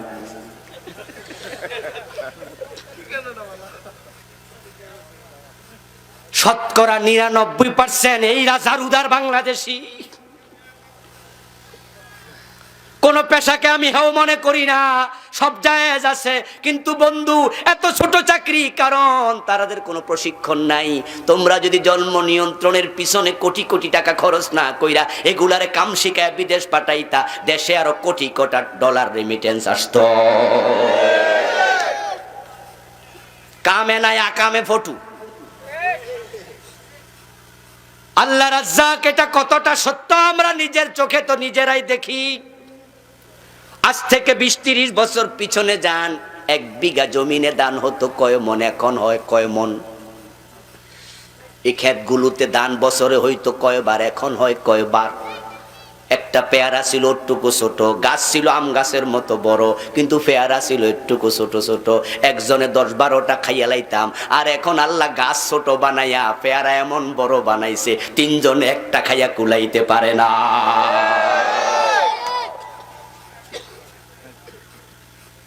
এ মুরব্বী বাবারা সাক্ষী, আজ থেকে 20-30 বছর আগে মানুষ ভাতের মারের জন্য ভাত রান্না করতো। আমি নিজে দেখছি, আমাদের ঘরে পাশের মহিলারা আসতো, আমার আম্মারে বলতে একটু পানি আইনা দে। তখন তো টিউবওয়েল অ্যাভেলেবেল ছিল না।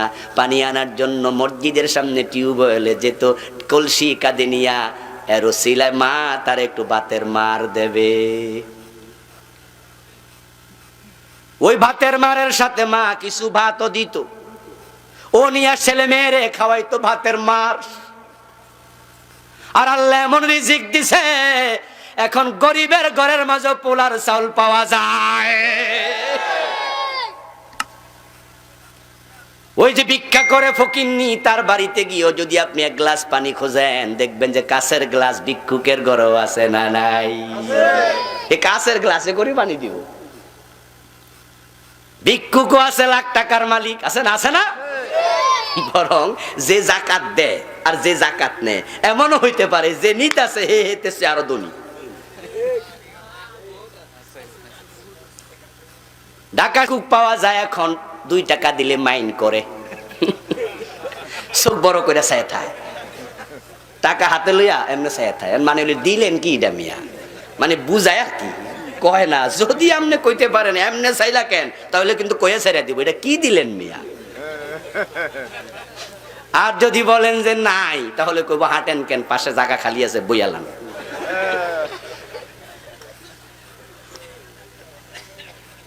রাজ্জাক রিজিক কমায় না, তাই কে খাওয়াবে প্রশ্ন তোলা যাবে না। আল্লাহর হাবিব বলছেন, লাউ তাওয়াক্কালতুম আলাল্লাহ হাক্কা তাওয়াক্কুলিহি লারুযিকতুম কামা তুরযাকুত তাইর তাগুদু খুমাসা ওয়া তারুহু বুতানা।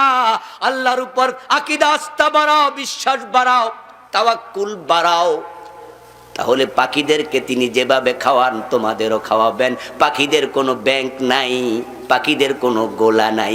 সকাল বেলায় খালি পেটে বের হয়, সন্ধ্যা বেলা পেট ভরাইয়া দেয় কে?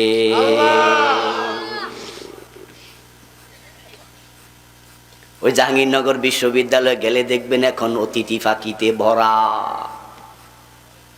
সাইবেরিয়া থেকে আসছে, ওই দেশে বরফ পড়তেছে, পত্র পত্রিকায় দেখছেন আমেরিকা বরফ পড়ছে, ঠিক না?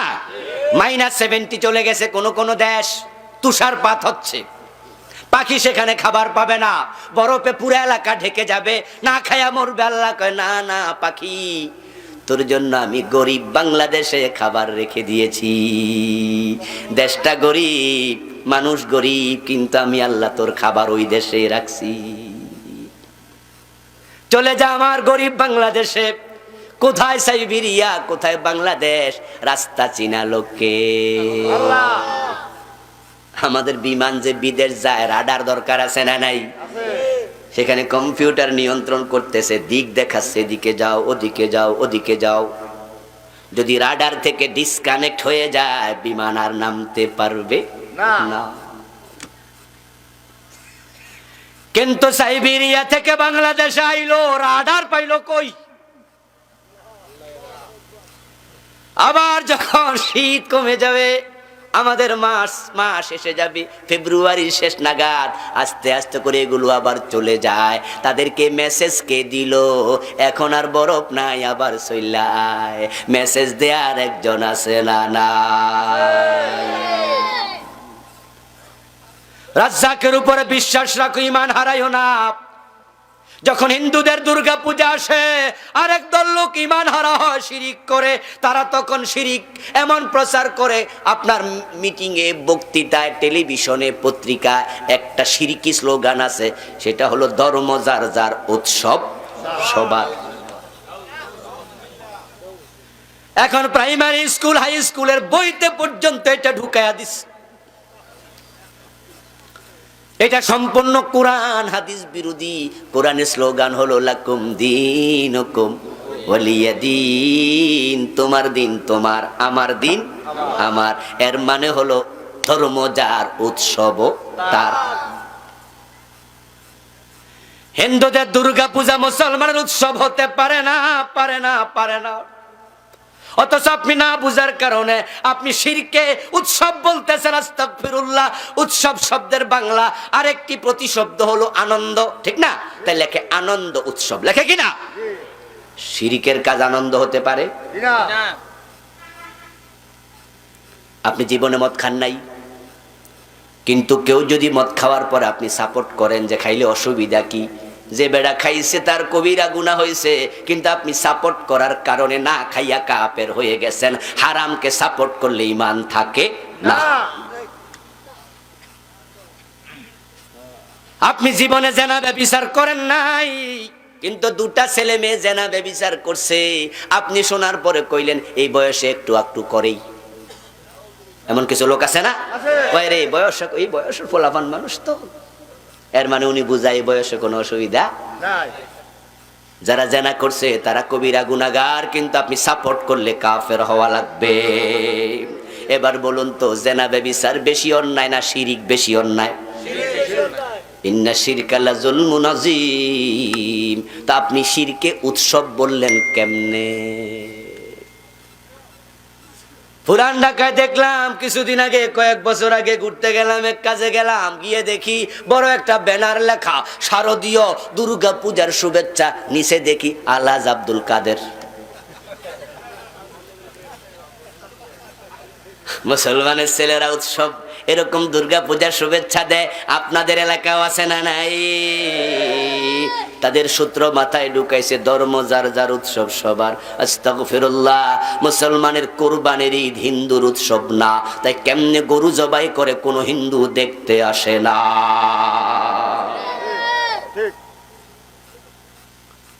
তো তাদের মূর্তি পূজা তুমি কেমনে দেখতে গেলা? তোমার কাছে এটা কেমনে উৎসব হলো? হিন্দুকে যদি প্রশ্ন করা হয় আমাদের গরু জবাই কেমনে করি, তোমরা দেখতে আসো না কেন? হিন্দু তখন বলবে তাদের ধর্মে গরু জবাই নিষিদ্ধ। বলবে না? কথা বলেন না কেন? গরু কি তারা খায়, জবাই করে? কারণ হিন্দুদের আকীদা হলো গরু হলো তাদের কি আত্মীয়। কি আত্মীয়? তাহলে বাপ কেডা? বলদ না ষাঁড়?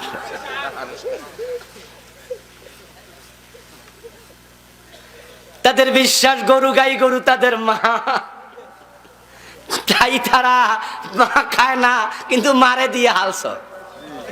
আবার না হাঁটলে ফাঁসার মাঝে। কি আজীব মা, কি আজীব সন্তান।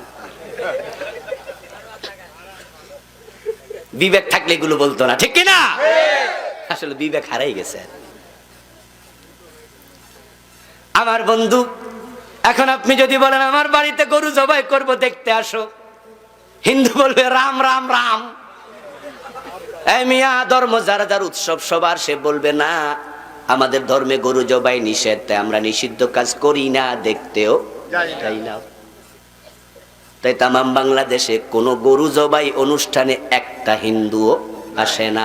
এবার আপনারা আওয়াজ করে বলুন তো, দুর্গা পূজার অনুষ্ঠানে মুসলমানের সন্তান আছে না নাই?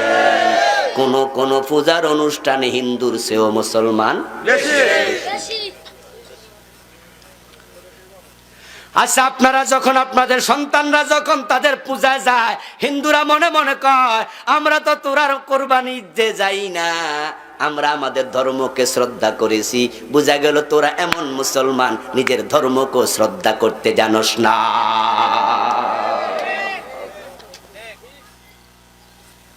ঈমান হারা হয়ে যাবেন, সাবধান থাকবেন মুসলমান। বিয়ে হয়েছে, বিয়ে হওয়ার পরে 2-4 বছর সন্তান নেয় না, আনন্দ করে এনজয় করে, ট্যাবলেট খাইতে খাইতে একবারে রেহেম জ্বালাইয়া দেয়। এরপরে সন্তান চায়, আল্লাহ কয় আপাতত আর নাই। ডাক্তার সাহেব কয় কি খাইয়া জ্বালাইছো? কয় স্যার কত কিছু তো খাইছি। কয় অসুবিধা তো দেখি না, সব তো ঠিক আছে, হয় যে কেন যে হয় না আমিও বুঝি না। এখন এবার দোয়া, হুজুর দোয়া করেন, মারে কয়ে দোয়া করেন, বাপেরও কয়ে দোয়া করেন, নিজেও দোয়া করে আল্লাহ দেও আল্লাহ দেও। আল্লাহ কয় আরো একটু পরে, নিলা না কেন, বুঝো ঠেলা। কিন্তু ধৈর্য হারা হয়ে গেছে। অফিসেই মলিন মুখ নিয়ে বসে আছে। কলিগ বলে কি খবর দোস্ত, মন খারাপ কেন? মিয়া তোমার ভাবি কালকে রাতে ঘুমায় নাই, অ্যাপেলো হাসপাতালে ফুল বডি 2 জনের চেক আপ করছি, বাচ্চা কাচ্চা হয় না, 8 বছর গেল পার হইয়া। রিপোর্ট পেয়েছি গতকাল বিকালে, ডাক্তার বলে কোনো প্রবলেম নাই। কেন হয় না তারাও নাকি বোঝে না, তাই তোমার ভাবি সারা রাত কাঁদছে। আইরে আমি বুঝি মা ডাক শুনতে পারবো না। আমার মনটা ভীষণ খারাপ। কলিগ চেয়ার থেকে উইটা আইসা পিঠের মাঝে আস্তে কইরা থাপ্পড় দিয়া জড়াইয়া ধইরা কয় মন খারাপ করিস না বেটা, পাস নাই তো পাইবি, বাংলাদেশে নাই ভারতে আছে, পাসপোর্ট করে ভিসা লাগাইয়া যা। কয়টা লাগবো শুধু চাইয়া হয়। এখন এই তো কই কস কিরে হিয়ানে কই পামু? কই কেন শোনস নাই, কেউ ফিরে না খালি হাতে খাজা বাবার দরবারে। এমন গান আছে না নাই? কথা বলুন, আছে না না? আস্তাগফিরুল্লাহ আস্তাগফিরুল্লাহ, ঈমান শেষ হয়ে যাচ্ছে। এখন পাসপোর্ট করে ভারতে চলে গেছে ভিসা লাগাইয়া। খাজা বাবা আমি আইয়া গেছি, আমি তোমার ভক্ত, আমার একটা ছেলে দাও, একটা মেয়ে দাও। কেউ ফিরে না খালি হাতে, খাজা তোমার দরবারেতে আমার দিতে হইব, আমি যামু না। বেশি কইরা চাইছে। চাওয়ার পরে আসর জোহরের আজান, হাইয়া আলাস সালাহ, মসজিদে আসো, নামাজে আসো। ওই বেডা আবার মসজিদেও যাইয়া নামাজে খাড়াইয়া কয়, ইয়াকা নাবুদু ওয়া ইয়াকা নাস্তাইন, হে আল্লাহ আমি তোমারই গোলামি করি, তোমার কাছে চাই। আল্লাহ কয়, মিছা কথা কওয়ার জায়গা পাইলি না, এই তো খাজা বাবার কাছে চাইলি।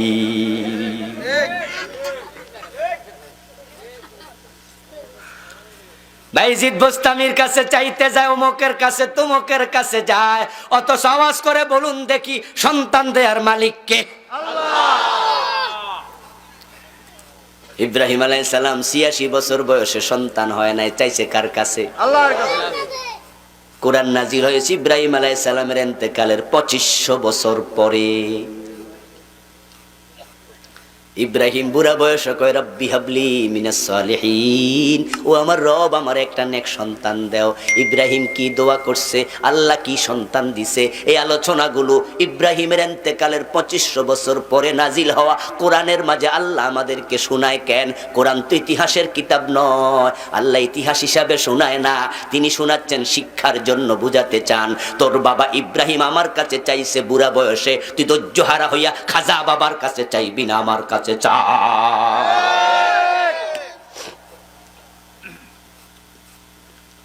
ইয়াহাবু লিমান ইয়াশাউ ইনাসা ওয়া ইয়াহাবু লিমান ইয়াশাউ যুকুরা আও ইউযাব্বিজুহুম যুকরানা ওয়া ইনাসা ওয়া ইয়াজআলু মান ইয়াশাউ আকিমা, তিনি যাকে চায় ছেলে দেন, তিনি যাকে চান মেয়ে দেন, তিনি যাকে চান ছেলেও দেন মেয়েও দেন, তিনি আবার যাকে চান একটাও দেন না। আওয়াজ দিয়ে সবাই বলেন, এই তিনি ডাকে। শিরিক চলছে অনেক, 5 বিষয়ে কথা কমু, একটা বেশি কইলে বাকিদের কি হইব? আমি এই বিষয়ে একটি বই লিখেছি, 29টা শিরিক আমি লিখছি, প্রচলিত শিরিক ও তা থেকে বাঁচার উপায়। স্টেজে পাবেন ইনশাআল্লাহ। আজকে শিরিক করবেন না, নেফাক নেফাক নেফাক। আব্দুল্লাহ ইবনে উবাই মুনাফিকদের নেতা, রাসূলের হাতে কালেমা পড়েছিল, রাসূলের পিছনে নামাজ পড়েছিল। আব্দুল্লাহ ইবনে উবাই ইন্তেকালের পরে রাসূল তার জানাজার ইমামতিও করেছিলেন। নামাজের শেষে তার ছেলে কইয়া, রাসূলুল্লাহ আপনার গায়ের জামাটা একটু খুলে দেন, আমার বাবার আমল ভালো না, কবরে রাখলেই বাইরা বাইরি শুরু হইতে পারে, আপনার জামার ওসিলায় যদি আল্লাহ মাফ করে। রহমাতুল লিল আলামিন জামা দিলেন খুলে, আব্দুল্লাহ ইবনে উবাইর লাশকে জড়াইয়া কবরে রাখা হলো। নবী মুহাম্মদ সাল্লাল্লাহু আলাইহি ওয়াসাল্লাম আব্দুল্লাহ ইবনে উবাইর মাথাটাকে রানের উপরে রেখে মুখ থেকে থুতু বের করে গালের মাঝে কপালের মাঝে লাগালেন, যেন আল্লাহ এর উসিলায় মাফ করে। কিন্তু কবরে রেখে মাটি সমান করার সাথে সাথে জিবরাইল হাজির। আল্লাহ তাআলা সূরাতুত তাওবার আয়াত নাজিল করলেন, ওয়ালা তুসাল্লি আলা আহাদিম মিনহুম মাতা আবাদা ওয়ালা তাকুম আলা কবরিহি ইন্নাহুম কাফারু বিল্লাহ। ও আমার প্রিয় নবী, এই জাতীয় মুনাফিকের জানাজার নামাজ আর পড়বেন না, কবরের পাশেও আসবেন না, কারণ তাদের অন্তরে ঈমানটাই নাই, সে মুনাফিক। এখন নেফাক করলে ঈমান থাকে না, মুনাফিককে আল্লাহ ভালো জানে। নবী মুহাম্মদ ওহী নাজিল হওয়ার আগে জানতেন না আব্দুল্লাহ ইবনে উবাই মুনাফিক। না জানার কারণে উহুদের যুদ্ধের দিন 1000 মুজাহিদের মাঝে 300 জনের নেতা হেরে বানাইয়া দিছিল, কিন্তু মাকামে সাউথ থেকে 300 জন লইয়া হে পলায়া চলে আসছে। আল্লাহ তখন আয়াত নাজিল করেছেন, ইদা রাআইতাহুম তুজিবুকা আজসামুহুম ইয়াকুলু তাসমা লিকাউলিহিম। ও প্রিয় নবী, আপনি কারে নেতা বানাইলেন? চেহারা দেখে খুশি হইয়া গেছেন, কত সুন্দর দাড়ি, কত সুন্দর টুপি, কত নুরানি চেহারা, মনে হয়েছে আল্লাহর ওলি, অথচ বাস্তবে তার অন্তরে ঈমানটাই নেই। এখন মুনাফিক হলে ঈমান শেষ, আজীব জাহান্নামে সবার তলে থাকবে। ইন্নাল মুনাফিকিনা ফিদ-দারকিল আসফালি মিনান নার, ফেরাউন নমরুদেরও নিচে। এখন মুনাফিককে আল্লাহ কোরআন মাজিদে বলছেন যারা দ্বিমুখী হবে, মাহফিলও আছে আবার গানেও আছে। মাহফিলের সভাপতি সেক্রেটারি মাহফিলের প্রধান অতিথি 1 লাখ টাকা দিয়ে দেয়, আপনারা কোন মারহাবা মারহাবা, মনে মনে কয় দেখছো দিন দরদি। কয়দিন পরে মমতাজ বেগমের গানেও সে সভাপতি।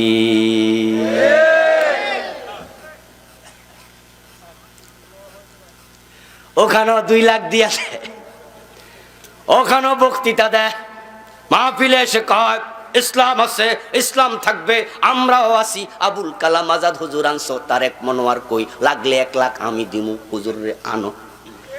আপনারা তো আর শুই না, বক্তৃতা শুই না, ভাবছেন এই মাত্র জান্নাত থেকে পলাই আইছে। বাপ সাহেব এমন, বাবারে বাবা, ইসলামের দরদি। আবার মমতাজ বেগমের গানে যায়া বক্তৃতা দেখ, তারা দেখিলে মনে পইরা যায় একদিন বাঙালি ছিলাম রে। মমতা যাইছে কেন, রুনা লায়লা কই, লাগলে 2 লাখ দিমু, নিয়া যান। ওখানেও লাখ টাকা দিয়ে দেয়, এমন আছে না নাই? একমুখী না দ্বিমুখী? ইযা লাকুল্লাযীনা আমানু ক্বালু আমান্না ওয়া ইযা খালাউ ইলা শায়াতিনহিম ক্বালু ইন্না মাআকুম। মুমিনদের কয় তোমাদের সাথে আছি, শয়তানরে কয় তোর সাথেও আছি। হুজুর আপনি কি বুঝবেন, আমরা তো ভোটার দরকার, সামনে না আমার নির্বাচন, তাই মাহফিলে 1 লাখ দিছি, ওখানে ভোটার আছে না, না দিলে হেরা ভোট দিব। আমি বলবো দোস্ত, যে কাম করলে দ্বিমুখী হওয়া লাগে, ওই নেতাগিরি সে চা দোকানদারি করা অনেক ভালো।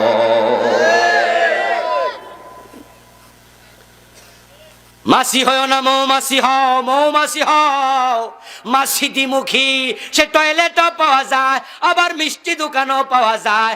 তাই দেখা যায় মাসি যেখানে যায় সেখানে শুধু থাপ্পড় খাওয়া লাগে। আর মৌমাছি কখনো টয়লেটে পাওয়া যাবে না।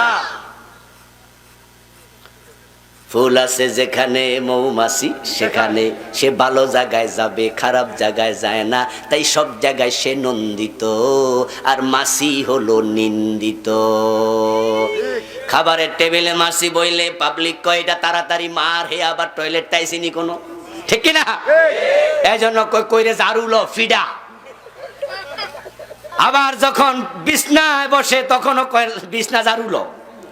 টয়লেটে বসেন, বসে আপনি দেখেন মাছি একটা উড়ে উড়ে আপনার জামায় বইতে চায়, জুতা খুইলা মার দে, কইটা আগে মার, ঠিক কিনা? ঠিক কিনা? কারণ সে একমুখী না দ্বিমুখী, সে মুনাফিক।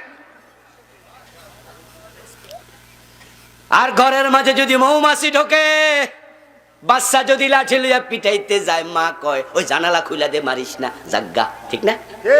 আরে মৌমাছি মারিস না, মারিস না, এটা ভালো জিনিস। কারণ সে মুনাফিক না। ফেরেশতা লাঠি লইয়া ঘুরতেছে, ও মুনাফিক, তোমার উপায় থাকবে না।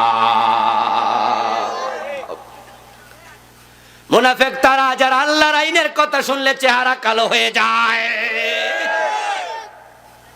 মুনাফিক তারা জিহাদের কথা শুনলে হতাশ হয়ে যায়।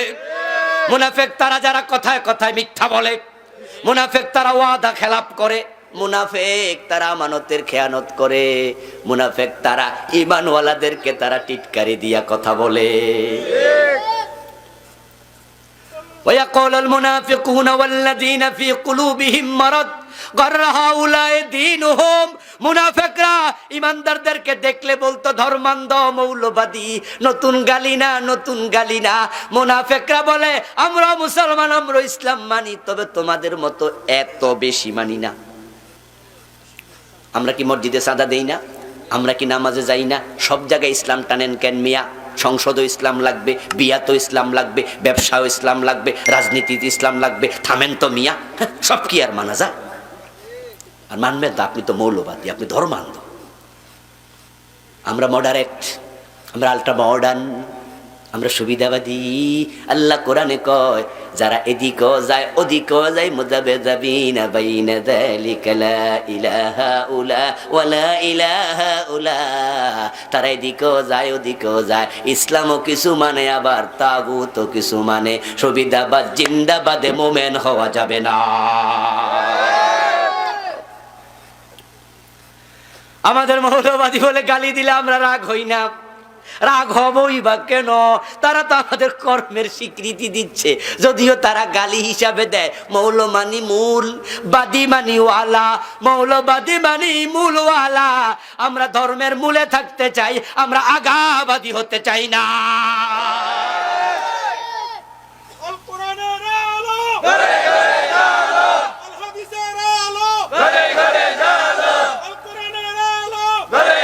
আমার বন্ধু মুনাফেক হওয়া যাবে না, হলে সব শেষ, সাবধান। 4 নাম হলো আকিলুল হারাম, যারা হারাম খায় তাদের আমল কবুল হবে না। এখন ধরা খাইয়া যাবে অনেকেই, কারণ হাজার হাজার নামাজি সুদে টাকা লাগায় আছে না নাই? নামাজ পড়ে আবার ঘুষ খায় এমন অফিসার আছে না নাই?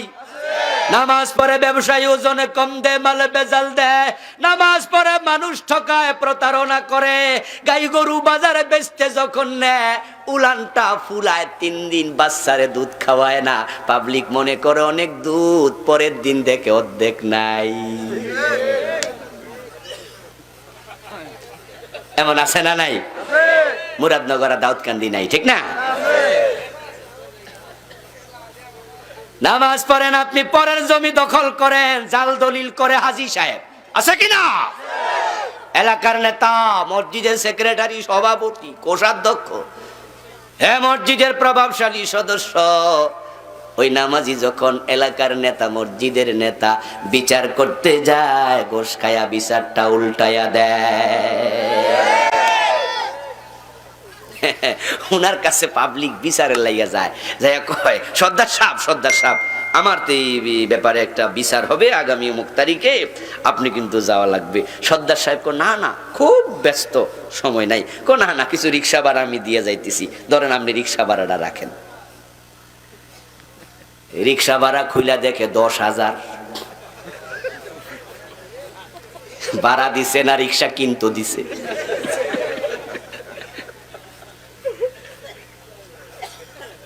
এই জাতীয় সিস্টেম বাংলাদেশে আছে কিনা? বাবা মরে গেছে 10 বছর, বোনের জমিটা সহ হাজী সাহেব দখল করে রাখছে, বোনের সম্পদ দেয় না, এমন ভাই হাজি গাজি আছে কিনা? বোন আসলে দমক মারে, কয় এই জমি নিবা, তাইলে তোমার সাথে আমার সম্পর্ক আর ও বোন রে জমি নিস না রে। কয় কি হইব, অংশ নিলে ধ্বংস হয়, স্লোগান শিখায়। পরের হক কান্দে নিয়া মরবা, জান্নাতে কেমনে যাইবা, হারাম খেলে ইবাদত কবুল হওয়া বন্ধ। তুমি ব্যর্থ, নামাজ পড়েছ কবুল হয়নি। মানিস তারা তাওবা বিআশরাতি দারাহিম ফিহি দিরহাম হারাম লাম ইয়াকবালিল্লাহু লাহু সালাতাহু মাদামা আলাইহি। নবী মুহাম্মদ সাল্লাল্লাহু আলাইহি ওয়াসাল্লাম বলেন, 100 টাকা 1000 টাকা দিয়ে একটা কাপড় কিনেছ, 1 টাকা হারাম ঢুকেছে, ওই কাপড় পরে যতই নামাজ পড়ো 1 ওয়াক্ত 1 রাকাত আর কবুল হবে না। لا يدخل الجنة لحم نبت من السحت وكل لحم نبت من السحت فكانت النار أولى بي। রাসূলুল্লাহ বলেন, হারাম খায়া যে দেহ মোটা তাজা হয়েছে, সে দেহটা জান্নাতে প্রবেশ করবে না। তো হুজুর না কইছে নামাজ জান্নাতের চাবি, হুজুর আপনি এসব কি ওয়াজ করেন? এজন্য তো আমি নামাজও ছাড়ি না, সুদও ছাড়ি না। কারণ সুদের টাকা দিয়া মসজিদ বানাইছি, আল্লাহ কইছে, রাসূল কইছে মসজিদ বানাইলে জান্নাতে ঘর বানাইবো। তো হারাম টাকা দিয়া মসজিদ বানায় এমন লোক আছে না নাই? এ বুঝে নাই আল্লাহ যে হারামের দিকে ফিরেও তাকান না। হারাম খাওয়া বন্ধ করুন, সাবধান। 5 নাম্বার হলো বেদাত করলে ইবাদত কবুল হবে না। এখন বাংলাদেশে বেদাত আছে না নাই? কত যে বেদাত, এ নিয়ে একটা বই লিখেছি, 38টা লেখছি, বাংলাদেশের চলমান 38টা, নিজও তার সাথে লাগে আছেন। নামাজের ভিতরে বেদাত, আজানের ভিতরে বেদাত। বাংলাদেশে অনেক জায়গায় আজান শুরু হয় দুরূদ শরীফ দিয়া, আছে না নাই? অথচ রাসূলের আজান শুরু হইতো আল্লাহু আকবার দিয়ে। ইসলামে যা ছিল না তা ইবাদতের নামে চালু করার নাম বিদআত। বেদাত করবেন, আল্লাহর লানতের উপযুক্ত হবেন। নবী মুহাম্মদ সাল্লাল্লাহু আলাইহি ওয়াসাল্লাম বলছেন, মান হাদাসা হাদাসা আও ওয়া মুহাদাসা ফাআলাইহি লানাতুল্লাহ। যে ব্যক্তি বেদাত বানায়, বেদাতিকে সহযোগিতা করে, তার উপর আল্লাহর লানত। শাররুল উমুরে মুহদাসাতুহা, বেদাত বড় জঘন্য কাজ। কারণ হলো বেদাত যখন চালু হবে ইসলাম বিকৃত হয়ে যাবে। বেদাত হলো ক্ষেতের মাঝে আগাছার মতো, লাগাইছেন ধান গাছ, 15 দিন পরে যাইয়া দেখেন অনেকগুলো ঘাস গাছ উঠছে। আপনি একজন কৃষক হিসাবে মুস্কি মুস্কি হাসি দিয়া ঘাসেরে কইবেন বাজান বড় হোক, ঠিক না? কি করবেন? টাইন্না তুলে লাইবেন, কারণ আপনি জানেন এই ঘাসের কারণে ধান গাছগুলোও মরে যেতে পারে। আল্লাহর হাবিব বেদাতকে খুব ঘৃণা করতেন, কারণ তার ইসলাম বিকৃত হয়ে যাবে। আমার গায়ে একটা জামা আছে, আপনাদের গায়েও আছে, হাত আছে 2টা, জামাটা একটু ময়লা হয়ে গেল, আমি দোফার কাছে দিয়া বললাম ধুই আয়রন করে দাও। দোফা মিয়া ধুইয়া টুইয়া আয়রন কইরা প্যাকেট দিছে হাতে। আমি খুইলা দেখি আমার হাতা আছে 2টা, হে ফিটে লাগাইছে আরেকটা, ফিট বরাবর আরেকটা হাতা লাগাইয়া দিয়া কয় হুজুর এই জামাটা যদি হাতা নষ্ট হয় এটা খুললা লাগাইয়া পইরেন, আপাতত ফিডে থাকুক। আমারে 50 টাকা বেশি দেন, আমি বড় কষ্ট করছি, দিবেন তো? কথা কন। আপনি কবেন এই বেটা আমার জামা নষ্ট করলি কেন? তোরে কইছে কেডা আমার জামায় হাতা দিতি? আমি কইছি? ক্ষমতা থাকলে থাপ্পড়, টাকা তো দূরের কথা, কামটা করলি কি? আপনার নিজের জামায় আপনি হাতা 3টা কেন 13টা লাগান, কিন্তু আপনি অন্যের জামায় হাতা লাগাতে যাবেন না। ইসলাম আপনার নয়, ইসলাম আল্লাহর। এখানে আপনি বেদাত বাড়াতে যাবেন না।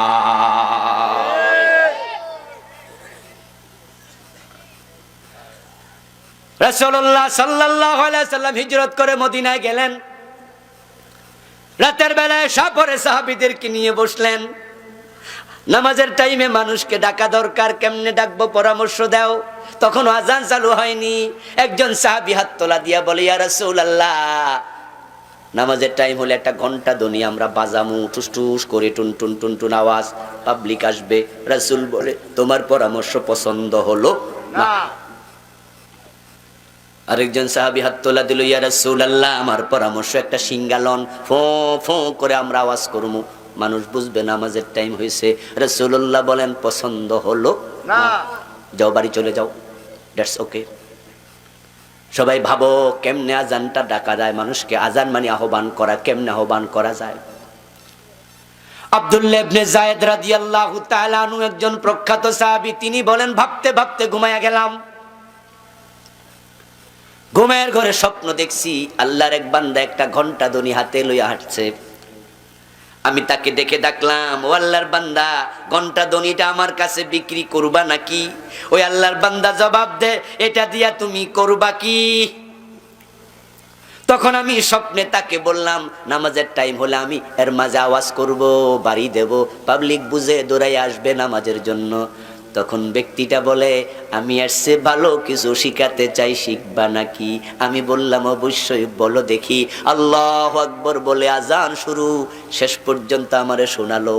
ফজরের টাইমে দৌড় মারা মসজিদে গেলাম। ইয়া রাসূলুল্লাহ, আমি গত রাতে স্বপ্ন দেখেছি। বিশ্বনবী শুনে বলেন, এই স্বপ্নটা পছন্দ হইয়া গেল।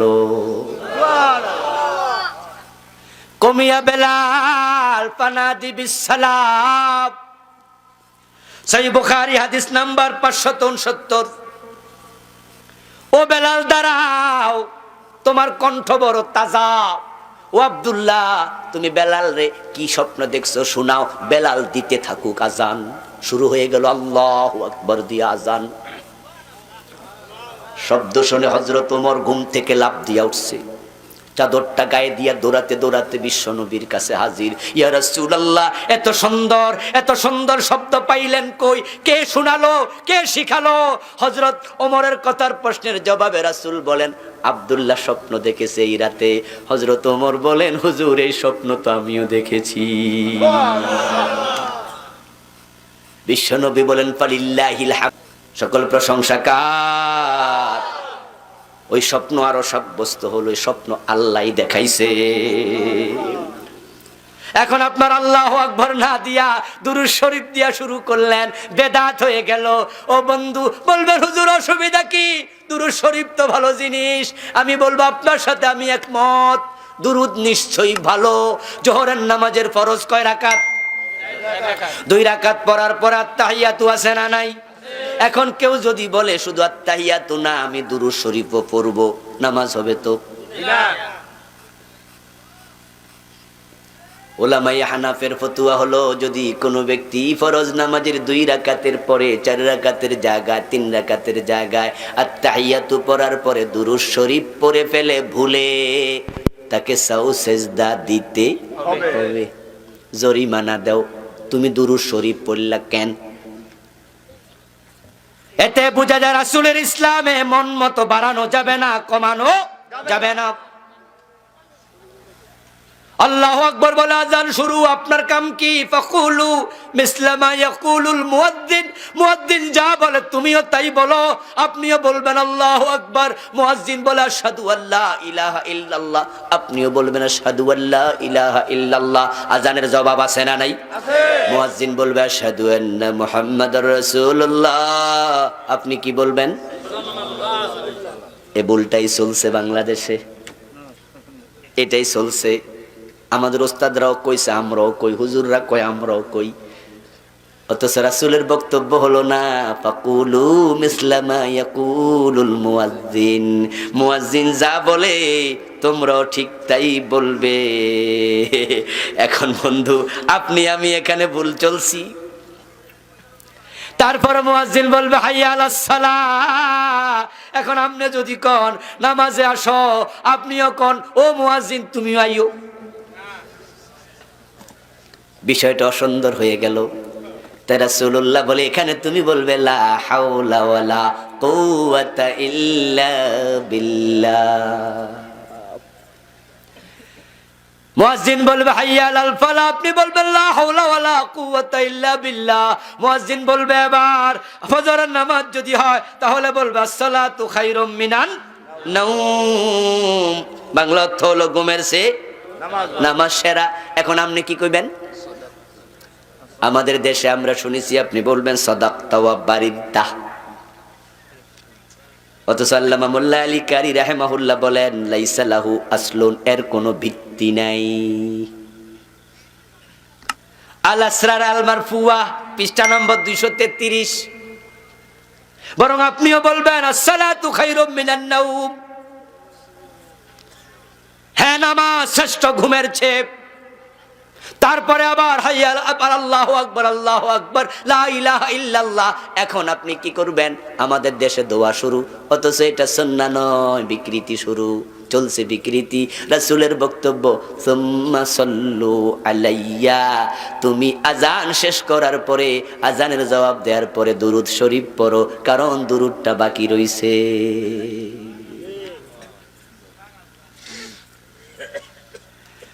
এই যে বিকৃতি চলছে আমরা বুঝি না। তারপরে আবার দোয়া শুরু, ওই দোয়ার মাঝে বিকৃতি। একদল লোক দেখবেন এরকম হাত তুলে দোয়া করছে, অথচ রাসূলুল্লাহ সাল্লাল্লাহু আলাইহি ওয়াসাল্লাম আল আদইয়া আল মাযুরাতে হাত তুলতেন না। তিনি হাত তুলে দোয়া করেছেন সালাতুল ইস্তিসকা, হাত তুলে দোয়া করেছেন বদরের যুদ্ধের দিন, হাত তুলে দোয়া করেছেন খুতবা চলাকালে। এক সাহাবী বলছে, হুজুর বৃষ্টি হয় না, পশু পাখি কষ্ট পায়, রাসূল হাত তুলে দোয়া শুরু করলেন। বিভিন্ন জায়গায় হাত তুলেছেন, হাদিসে পাওয়া যায়। কিন্তু মসজিদে ঢুকতে দোয়া আছে না নাই? হাত তুলছেননি? ভাত খাওয়ার সময় দোয়া আছে না নাই? হাত তুলছেননি? টয়লেট থেকে বের হওয়ার সময় দোয়া আছে না নাই? যদি হাত তুলে মুখে মুছতেন অবস্থাটা কি হইতো?